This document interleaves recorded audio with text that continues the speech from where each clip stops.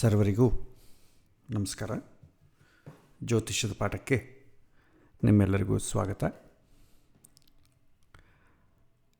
ಕಳೆದ ಭಾನುವಾರ ದಶೆಗಳ ಬಗ್ಗೆ ಅಭ್ಯಾಸವನ್ನು ಮಾಡಿದ್ವಿ.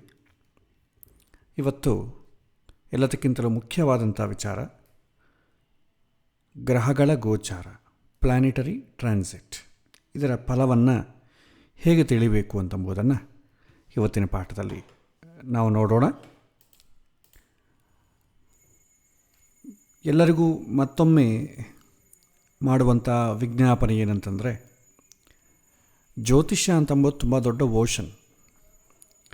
ಅದು ಸಿಸ್ಟಮ್ಯಾಟಿಕ್ಕಾಗಿ ಅಭ್ಯಾಸ ಮಾಡಬೇಕಾದ್ರೆ ಮಿನಿಮಮ್ 6 to 8 years ಹಿಡಿಯುತ್ತೆ, ಪ್ರತಿಯೊಂದು ವಿಚಾರ ಕ್ಷುಣ್ಣವಾಗಿ ತಿಳ್ಕೊಳ್ಬೇಕಾದ್ರೆ. ಆದರೆ ಇವತ್ತು ನಾವು ಕಲಿತಾ ಇರೋದು ಆ್ಯಸ್ ಎ ಹಾಬಿಯ ಕಲಿತಾ ಇದ್ದೇವೆ.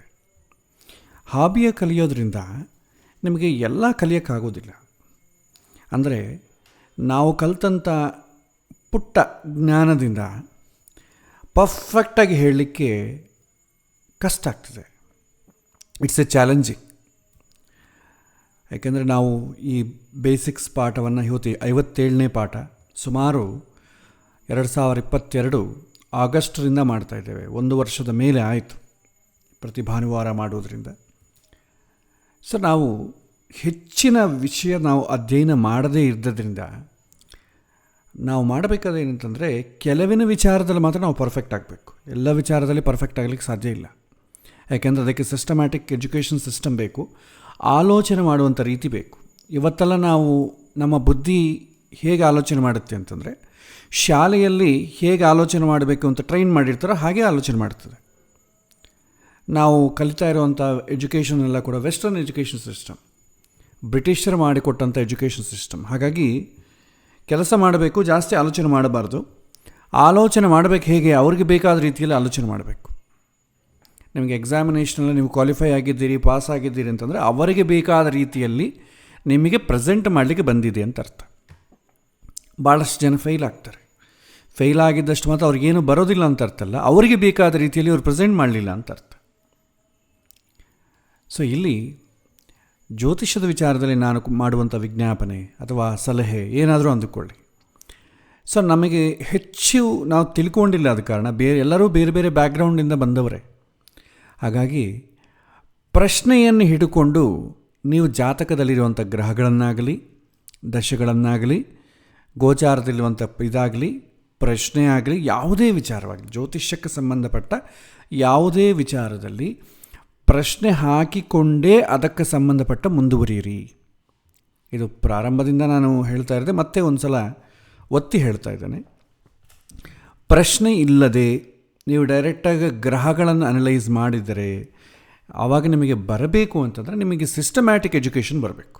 ಅಂದರೆ ನೀವು ಪ್ರಾರಂಭದಿಂದ ಬೃಹತ್ ಪರಾಶರಶಾಸ್ತ್ರ ಅಥವಾ ಬೃಹತ್ ಜಾತಕ, ಸರ್ವಾರ್ಥ ಚಿಂತಾಮಣಿ, ಯಾವುದೇ ಒಂದು ಬುಕ್ಕನ್ನು ಆಯ್ಕೆ ಮಾಡಿಕೊಂಡು ಫ್ರಮ್ ದ ಬಿಗಿನಿಂಗ್ ಶ್ಲೋಕದಿಂದ ನೀವು ಮುಂದುವರಿಬೇಕು, ಎಲ್ಲವನ್ನು ಅರ್ಥ ಮಾಡಿಕೊಳ್ಬೇಕು.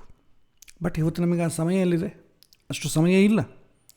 ಹಾಗಾಗಿ ನಮಗಿರುವಂಥ ಕಿಂಚಿತ್ ಜ್ಞಾನದಿಂದ ಪರ್ಫೆಕ್ಟಾಗಿ ಎಲ್ಲ ತಿಳ್ಕೊಳ್ಳಿಕ್ಕೆ ಕಷ್ಟ ಆಗ್ತದೆ. ಇದು ನನಗೇ ಅಲ್ಲ, ನೀವು ಯಾರನ್ನ ಕನ್ಸಲ್ಟ್ ಮಾಡಿದ್ರೆ ಇದೇ ಹೇಳ್ತಾರೆ.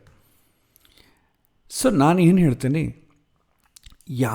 ಏನೇ ಕರಲಿ, ಜಾತಕದಲ್ಲಿ ಒಂದು ಗ್ರಹ ಆಗಲಿ, ಒಂದು ರಾಶಿ ಆಗಲಿ, ಒಂದು ಭಾವ ಆಗಲಿ, ಒಂದು ಪ್ರಶ್ನೆ ಆಗಲಿ, ಒಂದು ಮುಹೂರ್ತ ಆಗಲಿ, ಯಾವುದೇ ಬೇಕಾದ್ರೆ ನೀವು ಟಚ್ ಮಾಡಿ ಅದರ ಮುಂದುಗಡೆ ಒಂದು ಪ್ರಶ್ನೆ ಇರಬೇಕು. ಪ್ರಶ್ನೆಗೆ ತಕ್ಕಂತೆ ನೀವು ಜಾತಕವನ್ನು ನೋಡಿ, ಆವಾಗ ಏನಾಗುತ್ತೆ, ಸುಲಭ ಆಗುತ್ತೆ. ಎಲ್ಲವನ್ನು ನಾವು ತಿಳ್ಕೊಳ್ಳಿಕ್ಕಾಗಲ್ಲ. ನಮಗೆ ಬೇಕಾದ್ದು ನಮ್ಮ ಲೈಫಲ್ಲಿ 4 ಏರಿಯಾಸ್: ವಿದ್ಯೆ, ಉದ್ಯೋಗ, ವಿವಾಹ, ಸಂತಾನ. ಇಷ್ಟೇ ಬೇಕಾದ್ದು. ಸಂತಾನ ಆದಮೇಲೆ ಮತ್ತೆ ಆ ಸಂತಾನಕ್ಕೆ ಮಕ್ಕಳಿಗೆ ವಿದ್ಯೆ, ಮಕ್ಕಳಿಗೆ ಉದ್ಯೋಗ, ಮಕ್ಕಳಿಗೆ ವಿವಾಹ, ಮಕ್ಕಳಿಗೆ ಸಂತಾನ. ಮತ್ತು ಮೊಮ್ಮಕ್ಕಳು ಹುಡ್ತಾರೆ, ಅವರಿಗೆ ವಿದ್ಯೆ, ಅವರಿಗೆ ಉದ್ಯೋಗ, ಅವರಿಗೆ ವಿವಾಹ, ಅವರಿಗೆ ಸಂತಾನ. ಇಷ್ಟೇ ಜೀವನ. ಇದೆಲ್ಲ ಪರ್ಫೆಕ್ಟಾಗಿರಬೇಕು ಅಂತಂಬು ಇದಕ್ಕೆ ಅಥವಾ ಆಶೆಗಳನ್ನ ಈಡೇರಿಸಿಕೊಳ್ಳೋದಕ್ಕೆ ಹಣ ಬೇಕು, ಮನೆ ಬೇಕು, ಒಂದು ಒಳ್ಳೆಯ ಉದ್ಯೋಗ. ಈ ಹಣ, ಇದು ಮನೆ ಬೇಕು, ಸುಖಕ್ಕೆ ಬೇಕಾದ್ರೆ ದುಡ್ಡು ಬೇಕಲ್ವ, ಅದಕ್ಕೊಂದು ವ್ಯವಸ್ಥೆ, ಉದ್ಯೋಗ ಬೇಕು. ಸೊ ಈ ಥರ ಇದೆಲ್ಲ ಕೂಡ ಎಲ್ಲ ಅಂತರ್ಭಾಗವೇ. ಈ 4 ಪ್ರಶ್ನೆಗಳಲ್ಲಿ ಇದೆಲ್ಲ ಅಂತರ್ಭಾಗವೇ. ಹಾಗಾಗಿ 4 ಪ್ರಶ್ನೆಗಳಲ್ಲಿ ಪರ್ಫೆಕ್ಟ್ ಆಗಿಬಿಡಿ. ಯಾಕೆಂದರೆ ನಮ್ಮ ಜೀವನದಲ್ಲಿ ಲಿಂಕ್ ಆಗಿರೋದೆಲ್ಲ ಇದರಲ್ಲೇ ಬಂದುಬಿಡ್ತದೆ, ಬೇರೆ ಯಾವುದರಲ್ಲೂ ಇರಲ್ಲ. ಆಲ್ಮೋಸ್ಟ್ 90% ನಮ್ಮ ಜೀವನಕ್ಕೆ ಸಂಬಂಧಪಟ್ಟದ್ದು ವಿದ್ಯಾ, ಉದ್ಯೋಗ, ವಿವಾಹ, ಸಂತಾನ, ಆ ವಿಚಾರದಲ್ಲಿ ನೀವು ಎಕ್ಸ್ಪರ್ಟೈಸ್ ಆಗ್ರಿ. ಅದರಲ್ಲಿ ಕೂಡ ಗ್ರಹಗಳು ಕೇವಲ ಒಂದು ವಿಚಾರವನ್ನೇ ಸೂಚನೆ ಮಾಡಲ್ಲ. ನಮಗೂ ಪ್ರಕೃತಿಗಿರುವಂಥ ಸಂಬಂಧ ಏನಿದೆ ಎಲ್ಲವೂ ಕೂಡ ಗ್ರಹಗಳು, ರಾಶಿಗಳು, ಭಾವಗಳು ಸೂಚನೆ ಮಾಡ್ತದೆ. ನೀವು ಯಾವುದು ತಲೆಯಾಗಿಟ್ಟುಕೊಂಡಿದ್ದೀರೋ ಅದೇ ಹೊರಗೆ ಬರುತ್ತೆ. ಸೊ ಹಾಗಾಗಿ ನೀವು ಏನನ್ನು ಪ್ರಶ್ನೆ ಮಾಡಿಕೊಂಡಿದ್ದೀರೋ ಅದಕ್ಕೆ ಸಂಬಂಧಪಟ್ಟದ್ದೇ ಗ್ರಹಗಳಿಂದ ನಿಮಗೆ ಉತ್ತರ ಸಿಗುತ್ತೆ. ಏನೂ ಪ್ರಶ್ನೆ ಮಾಡದೆ ಕೇವಲ ಒಂದು ಗ್ರಹಗಳನ್ನು ನೋಡ್ತಾ ಹೋಗ್ತಾ ಇದ್ದೀವಿ. ಈ ಗ್ರಹ ಜೊತೆ ಇದ್ದರೆ ಹೇಗಿರುತ್ತೆ, ಅದರ ಮೇಲೆ ಈ ದೃಷ್ಟಿ ಇದ್ದರೆ ಹೇಗಿರುತ್ತೆ. ಪ್ರಶ್ನೆ ಇಲ್ಲದ್ರೆ ಏನಾಗ್ತದೆ, ಉತ್ತರ ಸಿಗೋದಿಲ್ಲ. ಯಾವುದೊಂದು ಬೇಕಲ್ಲ.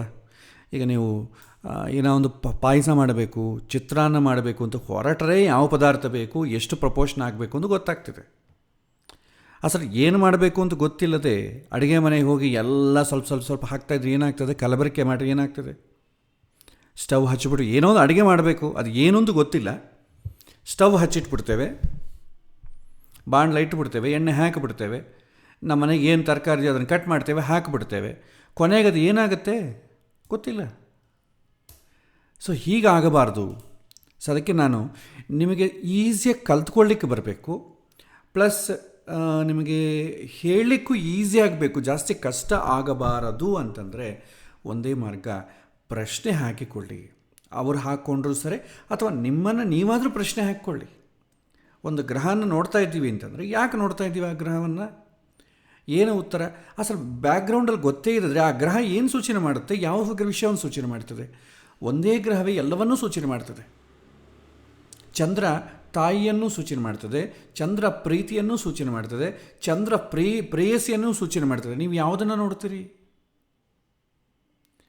ಸೊ ಹಾಗಾಗಿ ಪ್ರಶ್ನೆ ಇಂಪಾರ್ಟೆಂಟು. ಪ್ರಶ್ನೆಗೆ ತಕ್ಕಂತೆಯೇ ನೀವು ಹೋದಾಗ ನಿಮಗೆ ಎಲ್ಲಿ ಕನ್ಫ್ಯೂಸ್ ಆಗಲ್ಲ. ಇಲ್ಲದೇ ಇದ್ದರೆ ನೀವು ಜ್ಯೋತಿಷ್ಯ ಎಲ್ಲ ಅಧ್ಯಯನ ಮಾಡಿ ಎಷ್ಟು ಅಭ್ಯಾಸ ಮಾಡಿದರೂ ಕೂಡ ಕೊನೆಗೆ ಏನೋ ಒಂದು ಪ್ರಶ್ನೆ ಉಳ್ಕೊಂಡೇ ಇರ್ತದೆ. ಅದಕ್ಕೆ ನಿಮಗೆ ಉತ್ತರ ಸಿಗೋದಿಲ್ಲ. ಯಾಕೆಂತಂದರೆ ಆ ಉತ್ತರವನ್ನು ನಾವು ಎಕ್ಸ್ಪೀರಿಯನ್ಸ್ ಮಾಡಲಿಕ್ಕೆ ಆಗೋದಿಲ್ಲ, ಆದ ಕಾರಣ. ಸೊ ಇದನ್ನು ತಿಳ್ಕೊಳ್ಳಿ. ನೆಕ್ಸ್ಟು ಫಸ್ಟು ಪ್ರಶ್ನೆ ಮಾಡಬೇಕು.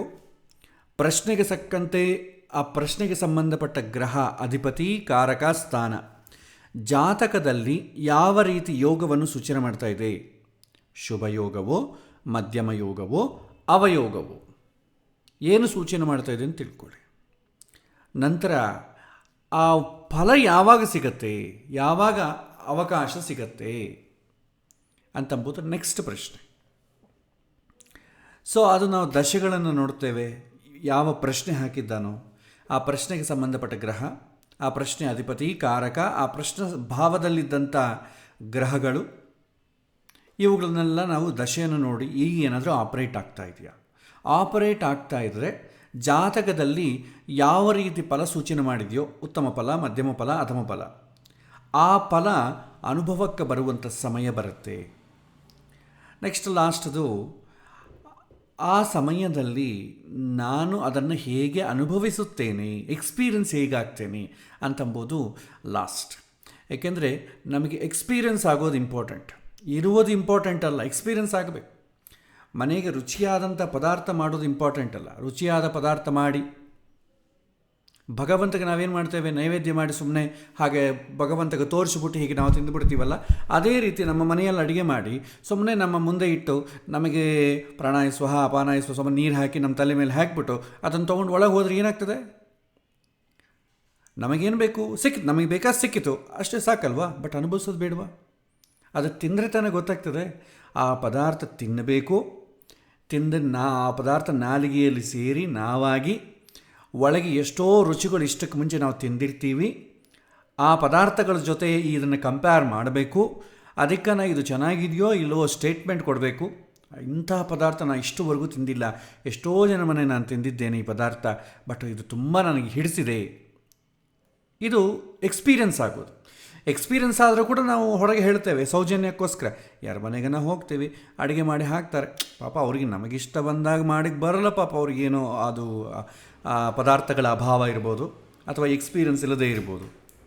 ಅವ್ರು ಕೇಳ್ತಾರೆ, ಅಯ್ಯೋ ಹೇಗಾಯಿತು, ತಮಗೆ ಇಷ್ಟ ಆಯಿತಾ ಅಂತ ಅವ್ರು ಸೌಜನ್ಯಕ್ಕೆ ಕೇಳ್ತಾರೆ. ನಾವೆಂಥದ್ದು ಹೇಳಬೇಕು, ತುಂಬ ಚೆನ್ನಾಗಿದೆ, ಇದೇನಿಲ್ಲ ನಮ್ಮನೇ ಮಾಡಿದಂಗೆ ಇದು ಅಡಿಗೆ ಅಂತ ಸ್ಟೇಟ್ಮೆಂಟ್ ಕೊಡ್ತೇವೆ. ಅದಕ್ಕೆ ನಿಜವೋ ಅಲ್ವೋ ನಮಗೆ ಎಕ್ಸ್ಪೀರಿಯನ್ಸ್ ಆದರೆ ಗೊತ್ತಾಗ್ತದೆ. ಬಟ್ ಒಳಗೆ ಎಕ್ಸ್ಪೀರಿಯನ್ಸ್ ಆಗೋದೇ ಬೇರೆ, ಹೊರಗಡೆ ಹೇಳೋದೇ ಬೇರೆ. ತುಂಬ ಚೆನ್ನಾಗಿ ಅದೇ ನಮಗೆ ಹಿಡಿಸಿದ್ದು ಅನ್ಕೊಳ್ಳಿ. ಯಾಕೆ ಅವ್ರ ಕೇಳೋದಕ್ಕಿಂತಲೂ ನಾವು ಮುಂಚೆವೇ ಹೇಳ್ತೇವೆ. ನಾವು ಕೇಳೋದಕ್ಕಿಂತಲೂ ಮುಂಚೆ ಅವ್ರು ಕೇಳಿದ್ದಾನೆ ಅಂತಂದರೆ ಅವನು ಎಕ್ಸ್ಪೀರಿಯನ್ಸ್ ಆಗಿ ಅವನು ಎಕ್ಸ್ಪ್ರೆಸ್ ಮಾಡ್ತಾ ಇದ್ದಾನೆ ಅಂತ ಅರ್ಥ. ನಾವು ಕೇಳಿದ ಮೇಲೆ ಹೇಳಿದ ಅಂತಂದರೆ ಅವನು ಎಕ್ಸ್ಪೀರಿಯನ್ಸ್ ಆಗಿದ್ದಾನೆ, ಅದು ನಮ್ಮ ಜೊತೆ ಹಂಚಿಕೊಳ್ಳಿಕ್ಕೆ ಅವನಿಗೆ ಇಷ್ಟ ಆಗಲಿಲ್ಲ, ಪಾಪ ಕಷ್ಟವಾಗ್ತದೆ, ಅದಕ್ಕೆ ಸುಮ್ಮನೆ ಇದ್ದ. ನಾವು ಕೇಳಿದ ಮೇಲೆ ನಮ್ಮ ಮನಸ್ಸು ನೋಯಬಾರದು ಅಂತ ಹೇಳೋ ವಿಚಾರದಲ್ಲಿ ಅವನು ಚೆನ್ನಾಗಿದೆ, ಏನು ನಂಗೆ ನಮ್ಮ ತಾಯಿ ಮಾಡಿದಂಗೆ ಇದೆ, ನನಗೆ ಏನೂ ತೊಂದರೆ ಆಗಲಿಲ್ಲ, ಚೆನ್ನಾಗಿದೆ ಅಂತ ಹೇಳ್ತಾರೆ. ನಿಜವಾಗಿ ಚೆನ್ನಾಗಿದ್ರೆ ಮುಂಚೆನೇ ಹೇಳ್ತಿದ್ದೆ, ಕೇಳೋದಕ್ಕೆ ಮುಂಚಿತವಾಗಿ. ಸೌಜನ್ಯಕ್ಕೆ ನೋವು ಕೊಡಬಾರ್ದು. ಪಾಪ ಅವರೆಷ್ಟೋ ಕಷ್ಟಪಟ್ಟು ಅಡುಗೆ ಮಾಡಿ ಬಂದಿರ್ತಾರೆ, ಬಟ್ ಎಲ್ಲರಿಗೂ ಒಂದು ಬರೋದಲ್ವಲ್ಲ. ಸೊ ಹಾಗಾಗಿ ಅವ್ರನ್ನ ಯಾಕೆ ಪಾಪ ಇದು ಮಾಡಬೇಕು, ಅವರ ಕಷ್ಟಕ್ಕಾದರೂ ಬೆಲೆ ಕೊಡಬೇಕಲ್ಲ, ಚೆನ್ನಾಗಿದೆ ಅಂತ ಅವರಿಗೆ ತೊಂದರೆ ಕೊಡಬಾರ್ದು ಅಂತೇಳಿ ನಾವು ಮಾಡ್ತೀವಿ. ಎಷ್ಟೋ ಮನೆಗೆ ನಾವು ಹೋಗಿ ಕಾಫಿ ಕೊಡೋದುಂಟು, ಕಾಫಿ ಕುಡಿತೇವೆ, ನಮ್ಮ ಮನೇಲಿದ್ದಂಗೆ ಇರಲ್ಲ. ಅವ್ರೇನು ಮಾಡ್ತಾರೆ, ಅವ್ರ ಮನೆಗೆ ಅವ್ರಿಗೆ ಇಷ್ಟ ಬಂದ ತಕ್ಕಂತೆ ಅವ್ರ ಪ್ರಪೋರ್ಷನೇಟ್ಸ್ ಏನಿರುತ್ತೆ ಅವ್ರ ತಕ್ಕಂತೆ ಹಾಕ್ಕೊಡ್ತಾರೆ. ನಮಗೆ ಅದು ಇಷ್ಟ ಆಗಲ್ಲ, ಆದರೂ ಏನು ಮಾಡ್ತೇವೆ, ಅರ್ಧ ಗ್ಲಾಸೇ ತಾನೇ ಕೊಡ್ದು ಬಿಟ್ರೆ ಒಂದು ಕೆಲಸ ಆಗೋಗ್ತದೆ. ಸೊ ನೆಕ್ಸ್ಟ್ ಟೈಮ್ ಅವ್ರ ಮನೆ ಕಾಫಿ ಹೋಗೋ ಕಾಲಕ್ಕೆ ಅವ್ರ ಮನೆ ಕಾಫಿ ಚೆನ್ನಾಗಿಲ್ಲ ಅಂತಂದರೆ ಸ್ವಲ್ಪ ಕೇರ್ಫುಲ್, ಇಲ್ಲ ರೀ ಡಾಕ್ಟ್ರ್ ಕಾಫಿ ಟೀ ಬಿಟ್ಬಿಡು ಅಂತ ಹೇಳಿದ್ದಾರೆ ಅಂತ ಹೇಳ್ತೇವೆ. ಏನೋ ಒಂದು ಮ್ಯಾನೇಜ್ ಮಾಡ್ತೇವೆ, ಚೆನ್ನಾಗಿದ್ರೆ ನಾವೇ ಎಕ್ಸ್ಪ್ರೆಸ್ ಮಾಡ್ತೇವೆ. ಸೊ ಈ ರೀತಿ ಎಕ್ಸ್ಪೀರಿಯನ್ಸ್ ಆಗಬೇಕು. ಎಕ್ಸ್ಪೀರಿಯನ್ಸ್ ಆಗದೇ ಇದ್ದರೆ ಏನಾಗ್ತದೆ, ನೀವು ಜ್ಯೋತಿಷ್ಯ ಯಾರು ಕಲಿತುಕೊಟ್ಟಿದ್ದಾರೆ ಅವ್ರು ಹೇಳಿದ ಮಾತುಗಳು ಹೊರಗೆ ಬರುತ್ತೆ, ಅಥವಾ ಪುಸ್ತಕದಲ್ಲಿ ನೀವು ಏನು ಓದಿದ್ದೀರಿ ಅದು ಹೊರಗೆ ಬರುತ್ತದೆ. ನಾವು ಎಕ್ಸ್ಪೀರಿಯನ್ಸ್ ಆಗಬೇಕು, ಯಾಕೆಂದರೆ ಅವನಲ್ಲಿ ಏನು ನಡೀತಾ ಇದೆ, ಅವನಿಗೆ ಜಾತಕದಲ್ಲಿ ಈ ಥರ ಯೋಗ ಇದೆ, ಭಗವಂತ ಆ ಯೋಗಕ್ಕೆ ತಕ್ಕಂತೆ ಈ ಥರ ಪರಿಸರವನ್ನು ನಿರ್ಮಾಣ ಮಾಡಿದ್ದಾನೆ, ಆ ಪರಿಸರವನ್ನು ನೋಡಿ ಇವನು ಹೇಗೆ ರಿಯಾಕ್ಟ್ ಆಗ್ತಾ ಇದ್ದಾನೆ ಅಂತಂಬುದನ್ನು ನಾವು ಗೋಚಾರದಲ್ಲಿ ಕಂಡುಹಿಡಿತೇವೆ. ಆವಾಗ ನಮಗೆ ಪೂರ್ಣ ಮೂರನ್ನು ಕೂಡ ಮಿಂಗಲ್ ಮಾಡಿ ಮೂರನ್ನು ಅನಲೈಸ್ ಮಾಡಿದರೆ ನಿಜವಾಗೂ ಅವನಿಗೇನು ಫಲ, ಒಳ್ಳೆಯದೋ ಕೆಟ್ಟದ್ದೋ ಗೊತ್ತಾಗ್ತದೆ. ಕೆಲವೊಮ್ಮೆ ಹಣ ಬರುತ್ತೆ, ಬೇಕಾದಷ್ಟು ಹಣ ಇರುತ್ತೆ, ಆದರೆ ಹಣದ ಉಪಯೋಗಕ್ಕೆ ಬರೋದಿಲ್ಲ. ಆದರೆ ಇವತ್ತಿನ ಸಮಾಜದಲ್ಲಿ ಏನು, ಹಣ ಉಪಯೋಗಕ್ಕೆ ಬರುತ್ತೋ ಇಲ್ವೋ ಬೇರೆ ವಿಚಾರ, ಇದೆಯಾ ಇಲ್ವೋ ಅಂತಂಬೋದು ಮುಖ್ಯ. ಅದಕ್ಕೆ ಭಾಳಷ್ಟು ಜನ ಏನು ಮಾಡ್ತಾರೆ, ಹಣಕ್ಕೆ ತುಂಬ ಪ್ರಯಾರಿಟಿ ಕೊಡ್ತಾರೆ. ಇನ್ನು ಹೈಕ್ ಬಂದಿಲ್ಲ, ನನಗೆ ಬೇಕಾದ, ನನಗೆ ನನ್ನ ಕ್ವಾಲಿಫಿಕೇಷನ್ಗೆ ನನ್ನ ಎಕ್ಸ್ಪೀರಿಯೆನ್ಸ್ ಸಿಕ್ಕಿದಂತೆ ತಕ್ಕಂತೆ ನನಗೇನೂ ಸಿಗಲೇ ಇಲ್ಲ, ನನಗೆ ಯಾವಾಗ ಸಿಗುತ್ತೆ, ನಾನು ಎಲ್ಲರಿಗಿಂತಲೂ ನಾನು ಚೆನ್ನಾಗಿ ಕಷ್ಟಪಡ್ತೀನಿ, ಅವನಿಗೆ ಜಾಸ್ತಿ ನನಗೆ ಕಡಿಮೆ, ಈ ರೀತಿ ಭಾವನೆಗಳಿರುತ್ತೆ. ಬಟ್ ಸುಖವನ್ನು ಪಡೋ ವಿಚಾರದಲ್ಲಿ ಯಾರಿದಿಗೆ ಅವ್ರದ್ದೇ, ಎಲ್ಲ ಇದ್ದವರೆಲ್ಲ ಕೂಡ ಸುಖ ಪಡ್ತಾರೆ ಅಂತ ಗ್ಯಾರಂಟಿ ಇಲ್ಲ. ಸೊ ಹಾಗಾಗಿ ಎಕ್ಸ್ಪೀರಿಯನ್ಸ್ ಬರುತ್ತಾ ಇಲ್ವೋ ಅನ್ನೋದಕ್ಕೆ ನಾವಿದನ್ನು ಗೋಚಾರವನ್ನು ನೋಡಬೇಕಾಗತ್ತೆ. ಅದನ್ನು ನೋಡಿದ ಮೇಲೆ ಅವನು ಏನು ಪ್ರಶ್ನೆ ಕೇಳ್ತಾನೆ, ಅದರಲ್ಲಿ ಎಲ್ಲಿ ಲೋಪ ಇದೆ ಅಂತ ಗೊತ್ತಾಗ್ತದೆ. ಎಸ್ಪೆಷಲಿ ವಿವಾಹದ ವಿಚಾರದಲ್ಲಿ ತುಂಬ ಬೇಕಾಗುತ್ತೆ. ಇವತ್ತಿನ ದಿನ ಸಂಬಂಧಗಳು ಬರುತ್ತೆ, ಸಂಬಂಧಗಳೇನೋ ಬರ್ತಾ ಇದೆ, ಬಟ್ ಇವನಿಗೆ ಇಷ್ಟ ಆಗೋದೇ ಇಲ್ಲ. ಯಾಕೆ ಇಷ್ಟ ಆಗ್ತಾ ಇಲ್ಲ, ಇವನ ಮನಸ್ಸಿನಲ್ಲಿ ಏನಿದೆ, ಇವನ ಮನಸ್ಸಿನಲ್ಲಿ ಯಾವ ರೀತಿ ಆಲೋಚನೆ ಇದೆ ಈಗ ಅಂತಂಬುದು ಗೋಚಾರದಲ್ಲಿ ಗೊತ್ತಾಗ್ತದೆ.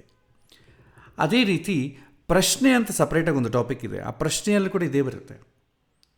ನಮ್ಮ ಮನೆಯಲ್ಲಿ ಒಂದು ವಸ್ತು ಕಳೆದೋಯ್ತು, ಸಿಗುತ್ತಾ ಇಲ್ಲ, ಹಾಸ್ಪಿಟಲೈಸ್ ಆಗಿದ್ದಾರೆ, ರಿಕವರ್ ಆಗ್ತಾರಾ ಇಲ್ಲ, ನನಗೆ ಇವಾಗ ಉದ್ಯೋಗ ಒಂದು ಬಂದುಬಿಟ್ಟಿದೆ, ನಾನು ಸೇರಲೋ ಬೇಡೋ, ಊರಿಗೆ ಹೋಗಲೋ ಬೇಡವೋ, ಕೊಂಡ್ಕೊಳ್ಳೋ ಬೇಡವೋ, ಮಾರಲೋ ಬೇಡವೋ, immediately answer yes or no ಬೇಕು. ಅದಕ್ಕೆ ನಾವು ಪ್ರಶ್ನೆಯನ್ನು ಉಪಯೋಗ ಮಾಡ್ತೇವೆ. ಅದು ಕೂಡ ಸೇಮ್ ಟ್ರಾನ್ಸಿಟ್ ಮೇಲೆ, ಗೋಚಾರದ ಗ್ರಹಗಳ ಮೇಲೆ ನೋಡ್ತೇವೆ. ಇನ್ನು ಮುಹೂರ್ತ ವಿಚಾರ ಕೂಡ ಗೋಚಾರದ ಮೇಲೆ ಡಿಪೆಂಡ್ ಆಗ್ತದೆ, ಆದರೆ ಫ್ಯೂಚರ್ ಗೋಚಾರದ ಮೇಲೆ ಡಿಪೆಂಡ್ ಆಗ್ತದೆ. ಸೊ ಯಾವ ಸಮಯದಲ್ಲಿ ಮದುವೆ ಮಾಡಿಕೊಂಡರೆ ಆವಾಗ ಅವನ ಜೀವನ ಹೇಗೆ ನಡೆಯುತ್ತೆ, ಅದು ಕೂಡ ಗೋಚಾರವೇ.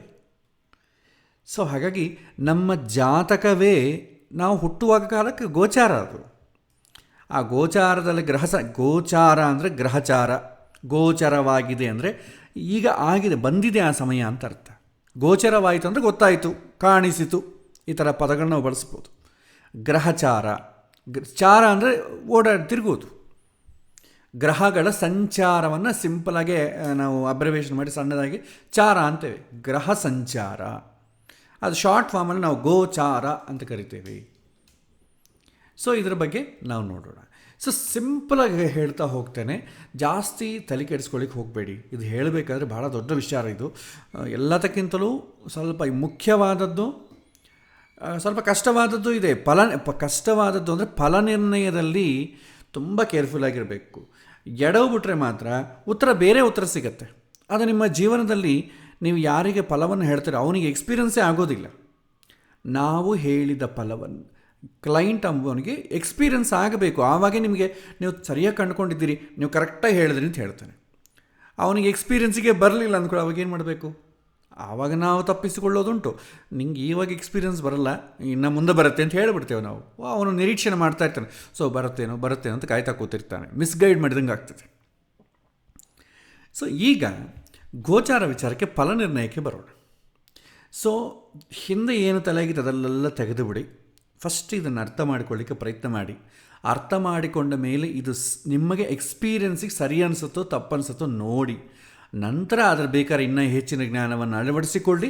ಇಲ್ಲ ಬೇರೆ ಯಾರೆಲ್ಲೋ ಓದಿದ್ದಕ್ಕೆ, ಬೇರೆ ಯಾರೋ ಹೇಳಿದ್ದಕ್ಕೆ ಇದು ಸ್ವಲ್ಪ ಕಾಂಟ್ರರಿ ಆಗಿದ್ದರೆ, ಯಾವುದು ನಿಮಗೆ ಅನುಭವಕ್ಕೆ ಬರುತ್ತೋ ಅದನ್ನು ಸ್ವೀಕಾರ ಮಾಡಿ. ಇದನ್ನೇ ಸ್ವೀಕಾರ ಮಾಡಬೇಕು ಅಂತಿಲ್ಲ. ಏಕೆಂದರೆ ನನಗಿಂತಲೂ ಚೆನ್ನಾಗಿ ಎಕ್ಸ್ಪ್ಲೈನ್ ಮಾಡುವಂಥ ಗುರುಗಳು, ಪುಸ್ತಕಗಳು ಬಹಳಷ್ಟು ಇರಬಹುದು. ನಾನು ಓನ್ಲಿ ಅವೇರ್ನೆಸ್ಸಿಗೋಸ್ಕರವೇ ನಿಮಗೆ ಹೇಳ್ತಾ ಇದ್ದೀನಿ. ಹೆಚ್ಚಿನ ಜ್ಞಾನಕ್ಕೆ ಇನ್ನು ಸ್ವಲ್ಪ ಪುಸ್ತಕಗಳನ್ನು ಓದಬೇಕಾಗತ್ತೆ. ಸೊ ಇಲ್ಲಿ ಏನಂತಂದರೆ, ಗೋಚಾರ ಅಂತಂದಾಗ ಈ ಸಮಯದಲ್ಲಿ ಅವನ ಮನಸ್ಸು ಹೇಗಿದೆ, ಪ್ರಕೃತಿಯಲ್ಲೇನೋ ಬಂದ್ಬಿಟ್ಟಿದೆ. ನಾವು ಮನಃಶಾಸ್ತ್ರದಲ್ಲಿ ನಾವು ನೋಡಿದ್ವಿ, ಮನಸ್ಸು ಅಂದರೆ ಏನು? ಪರದೆ, ಅಥವಾ ಇವತ್ತಿನ ಭಾಷೆಯಲ್ಲಿ ಹೇಳಬೇಕಾದ್ರೆ ಭಗವಂತ ನಮಗೋಸ್ಕರ ಮಾಡಿದಂಥ ಸೆಟ್, ಸಿನಿಮಾ ಸೆಟ್ ಅಂತೀವಲ್ಲ, ಹಾಗೆ ನಮ್ಮ ಜೀವನಕ್ಕೆ ಮಾಡಿದಂಥ ಒಂದು ಸೆಟ್ ಇದೆಲ್ಲ. ನಾವು ಈ ಮನೆಗಳು, ಬಾಗಿಲುಗಳು, ಬೇಕಾದ ಪದಾರ್ಥಗಳು, ಇದೆಲ್ಲ ಒಂದು ಸೆಟ್ ಇದ್ದಂಗೆ. ಈ ಸೆಟ್ಟಲ್ಲಿ ಈ ಜೀವ ಹೇಗೆ ರಿಯಾಕ್ಟ್ ಮಾಡ್ತಾನೆ, ಈ ಸಂದರ್ಭದಲ್ಲಿ, ಇಂಥ ಸಿಚುವೇಷನಲ್ಲಿ ಈ ಜೀವ ಹೇಗೆ ರಿಯಾಕ್ಟ್ ಮಾಡ್ತಾನೆ. ಸಿನಿಮಾದಲ್ಲಿ ತಾಯಿ ಹಾಸ್ಪಿಟಲೈಸ್ ಆಗೋದು, ತಾಯಿ ಸತ್ತಿರುವಂಥ ಒಂದು ರೋಲ್ ಇರುತ್ತೆ. ಆಡಿಷನ್ಸ್ ಮಾಡೋಕ್ಕಲ್ಲ ಕೇಳ್ತಾರೆ, ನೋಡಪ್ಪ ನಿಮ್ಮ ತಾಯಿ ಸತ್ತರೆ ನೀ ಹೇಗೆ ಹೇಳ್ತೀಯೋ ಒಂದು ಸಲ ಆಡಿ ತೋರಿಸು ಅಂತ ಹೇಳ್ತಾರೆ. ಅವನು ಪಾಪ ಕೆಳಗೆ ಮೇಲೆ ಬಿದ್ದು ಬಟ್ಟೆ ಹಾರಿಕೊಂಡು ತಲೆ ಕೆದರ್ಕೊಂಡು ಆ್ಯಕ್ಟ್ ಮಾಡಿ ತೋರಿಸ್ತಾನೆ. ಎಷ್ಟು ನ್ಯಾಚುರಲಾಗಿ ಮಾಡಿದರೆ ಅವನಿಗೆ ಅಷ್ಟು ಅವನಿಗೆ ಆ್ಯಕ್ಟ್ ಮಾಡಲಿಕ್ಕೆ ಬರುತ್ತೆ, ಅವನಿಗೆ ಅವಕಾಶಗಳು ಜಾಸ್ತಿ ಕೊಡ್ತಾರೆ. ಯಾಕೆಂದರೆ ಆ್ಯಕ್ಟ್ ಮಾಡೋದು ಅಂದರೆ ಏನು, ಅಸಲು ರಿಯಾಲಿಟಿಯಲ್ಲಿ ತೋರಿಸ್ಬೇಕು, ರಿಯಲ್ ಆಗಿರಬೇಕು. ಆ ರೀತಿ ಭಗವಂತ ಏನು ಮಾಡ್ತಾನೆ, ನಮ್ಮ ಒಳಗೆ ನಾವು ಜೀವ ಹೇಗೆ ರಿಯಾಕ್ಟ್ ಆಗ್ತಾನೆ ಅಂತಂಬೋದು ನೋಡಿ ಸೆಟ್ ಹಾಕಿ, ನೋಡಪ್ಪ ಈ ರೋಲ್ ಬಂದಿದೆ, ನೀ ಹೇಗೆ ರಿಯಾಕ್ಟ್ ಆಗ್ತಿ ಅಂತ ಹೇಳ್ತಾನೆ. ಭಗವಂತ ಡೈರೆಕ್ಟರು ಬಾಯಿಂದ ಹೇಳಲ್ಲ, ಸಿಚುವೇಶನ್ ನೋಡಿ ನಾವೇ ರಿಯಾಕ್ಟ್ ಆಗ್ತೇವೆ. ನಾವು ನಾಟಕ ಮಾಡೋದು ಬೇಕಾಗಿಲ್ಲ, ನಾವು ಜೀವ ಮಾಡಿಬಿಡ್ತೇವೆ. ಆದರೆ ಸಿನಿಮಾದಲ್ಲಿ ನಾಟಕ ಜೀವನ ಅಂತ ಅಂದ್ಕೊಳ್ತೇವೆ. ಜೀವನ ಎಂಬುದು ತುಂಬ ಸೀರಿಯಸ್ಸು, ಆದರೆ ಇಲ್ಲಿ ನಾವು ನಾಟಕ ಮಾಡ್ತೇವೆ. ನಾಟಕ ಮಾಡೋಕ್ಕಾದ್ರೆ ಸೀರಿಯಸ್ಸಾಗಿ ಮಾಡಬೇಕು, ಸೀರಿಯಸ್ಸಾಗಿ ಮಾಡೋಕ್ಕಾದ್ರೆ ನಾಟಕ ಮಾಡ್ತೇವೆ ನಾವು. ಸಿನಿಮಾಗೆ ಎಕ್ಸಾಕ್ಟ್ಲಿ ರೆಟ್ರೋಸ್ಪೆಕ್ಟಿವ್ ವ್ಯೂಯಲ್ಲೇ ನಮ್ಮ ಜೀವನ ಆಧಾರಪಟ್ಟಿದೆ. ಆದರೆ ಜೀವನ ಅಂತಂಬೋದು ನಾಟಕ. ಯಾಕೆಂತಂದರೆ ಹಿರಿಯರೊಂದು ಮಾತು ಹೇಳ್ತಾರೆ, ಜೀವನ ಅಂತಂಬೋದು ನಾಟಕಪ್ಪ. ಈ ನಾಟಕ ಯಾವಾಗ ಗೊತ್ತಾಗಕ್ಕೆ ಮುಂಚೆನೇ ನಾವು ಇಲ್ಲಿ ಬಿಟ್ಟು ಹೊಟ್ಟೋಗ್ತೇವೆ ರಂಗವನ್ನು. ಈ ನಾಟಕ ರಂಗವನ್ನು ನಾವು ಇದು ನಾಟಕ ಅಂತ ತಿಳಿಯೋಕ್ಕೆ ಮುಂಚೆನೇ ಹೊಟ್ಟೋಗ್ತೇವೆ. ಇದೇ ಈ ಒಂದು ವಿಸ್ಮಯವಾದಂಥ ವಿಚಾರ ಅಂತ ಹೇಳ್ತಾರೆ. ಹಾಗೆ ಮನಸ್ಸು ಅಂತಂಬೋದು ಹೇಗೆ ರಿಯಾಕ್ಟ್ ಆಗ್ತದೆ, ಇವನಿಗೆ ಒಂದು ಸೀನನ್ನು ಕೊಟ್ಟು ಈ ಸಮಯದಲ್ಲಿ ಹೇಗೆ ರಿಯಾಕ್ಟ್ ಮಾಡ್ತಾನೆ ಅಂತಂಬೋದನ್ನು ಇದು ಹೇಳೋದೇ ಗೋಚಾರ. ಸೊ ಈ ಸಿಚುವೇಷನಲ್ಲಿ ಇವನ ಮನಸ್ಸಲ್ಲಿ ಹೇಗೆ ರಿಯಾಕ್ಟ್ ಆಗ್ತಾಯಿದೆ. ಮನೆಗೆ ಸಂಬಂಧ ಬಂದಿಲ್ಲ ಅಂತಾರೆ, ಒಳ್ಳೆ ಸಂಬಂಧ ಬಂತು, ಇವರಿಗೆ ಬೇಕಾದಂಥ ರಿಕ್ವೈರ್ಮೆಂಟ್ ಎಲ್ಲ ಸಿಕ್ಕಿತು ಅವ್ರ ತಂದೆಗೋ ತಾಯಿಗೋ. ಹುಡುಗಿಯ ಜಾತಕ, ಅವ್ರ ಕ್ವಾಲಿಫಿಕೇಷನು ಎಲ್ಲ ಬಯೋಡೇಟಾ ಮಗನಿಗೆ ಶೇರ್ ಮಾಡ್ತಾರೆ. ನೋಡಪ್ಪ ನಿನ್ನ ಒಪಿನಿಯನ್ ಹೇಳು. ನಿನ್ನ ಒಪಿನಿಯನ್ ಅಂತ ಹೇಳಿದ್ರೇನು, ಆ ಹುಡುಗಿ ಮನಸ್ಸು ನೋಡಿ, ಆ ಫೋಟೋ ನೋಡಿ ಇಮಿಡಿಯೇಟ್ಲಿ ಒಳಗೆ ಏನು ರಿಯಾಕ್ಟ್ ಆಗ್ತಾನೆ, ಪಾಸಿಟಿವ್ ರಿಯಾಕ್ಟ್ ಆಗ್ತಾನೋ ನೆಗೆಟಿವ್ ರಿಯಾಕ್ಟ್ ಆಗ್ತಾನೋ. ಸೊ ಏನೇನು ಕನ್ಕ್ಲೂಷನ್ಸ್ ಮಾಡಿಕೊಳ್ತಾನೆ, ಯಾವ ಆಸ್ಪೆಕ್ಟಿಂದ ನೋಡ್ತಾನೆ, ಆ ಬಯೋಡೇಟಾ ನೋಡ್ತಾನಲ್ಲ. ಸೊ ಅವನ ತಲೆಗೆ ಆ ಸಮಯದಲ್ಲಿ ಏನಿದೆ, ಆ ಸಮಯದಲ್ಲಿ ಏನಾಗುತ್ತೆ, ಅವನಿಗೆ ತಲೆಗೆ ಹಣ ವಿಚಾರ ಇತ್ತು ಅಂದ್ಕೊಳ್ಳಿ. ಯಾಕೆಂದರೆ ಅದಕ್ಕೆ ಮುಂಚಿನ ದಿನವೇ ಆಫೀಸಿಗೆ ಹೋಗಿರ್ತಾನೆ, ಯಾರೋ ಒಬ್ಬರ ಜೊತೆ ಮಾತಾಡ್ತಾನೆ, ಸುಮ್ಮನೆ ಯಾವ ಹುಡುಗಿ ಅಂದರೆ ಮಾಡ್ಕೋಬಾರ್ದಪ್ಪ, ಉದ್ಯೋಗ ಮಾಡೋ ಹುಡುಗಿ, ಏನೋ ಡಿಸ್ಕಸ್ ಮಾಡಿರ್ತಾರೆ, ಅದೇ ತಲೆಯಾಗಿರುತ್ತೆ.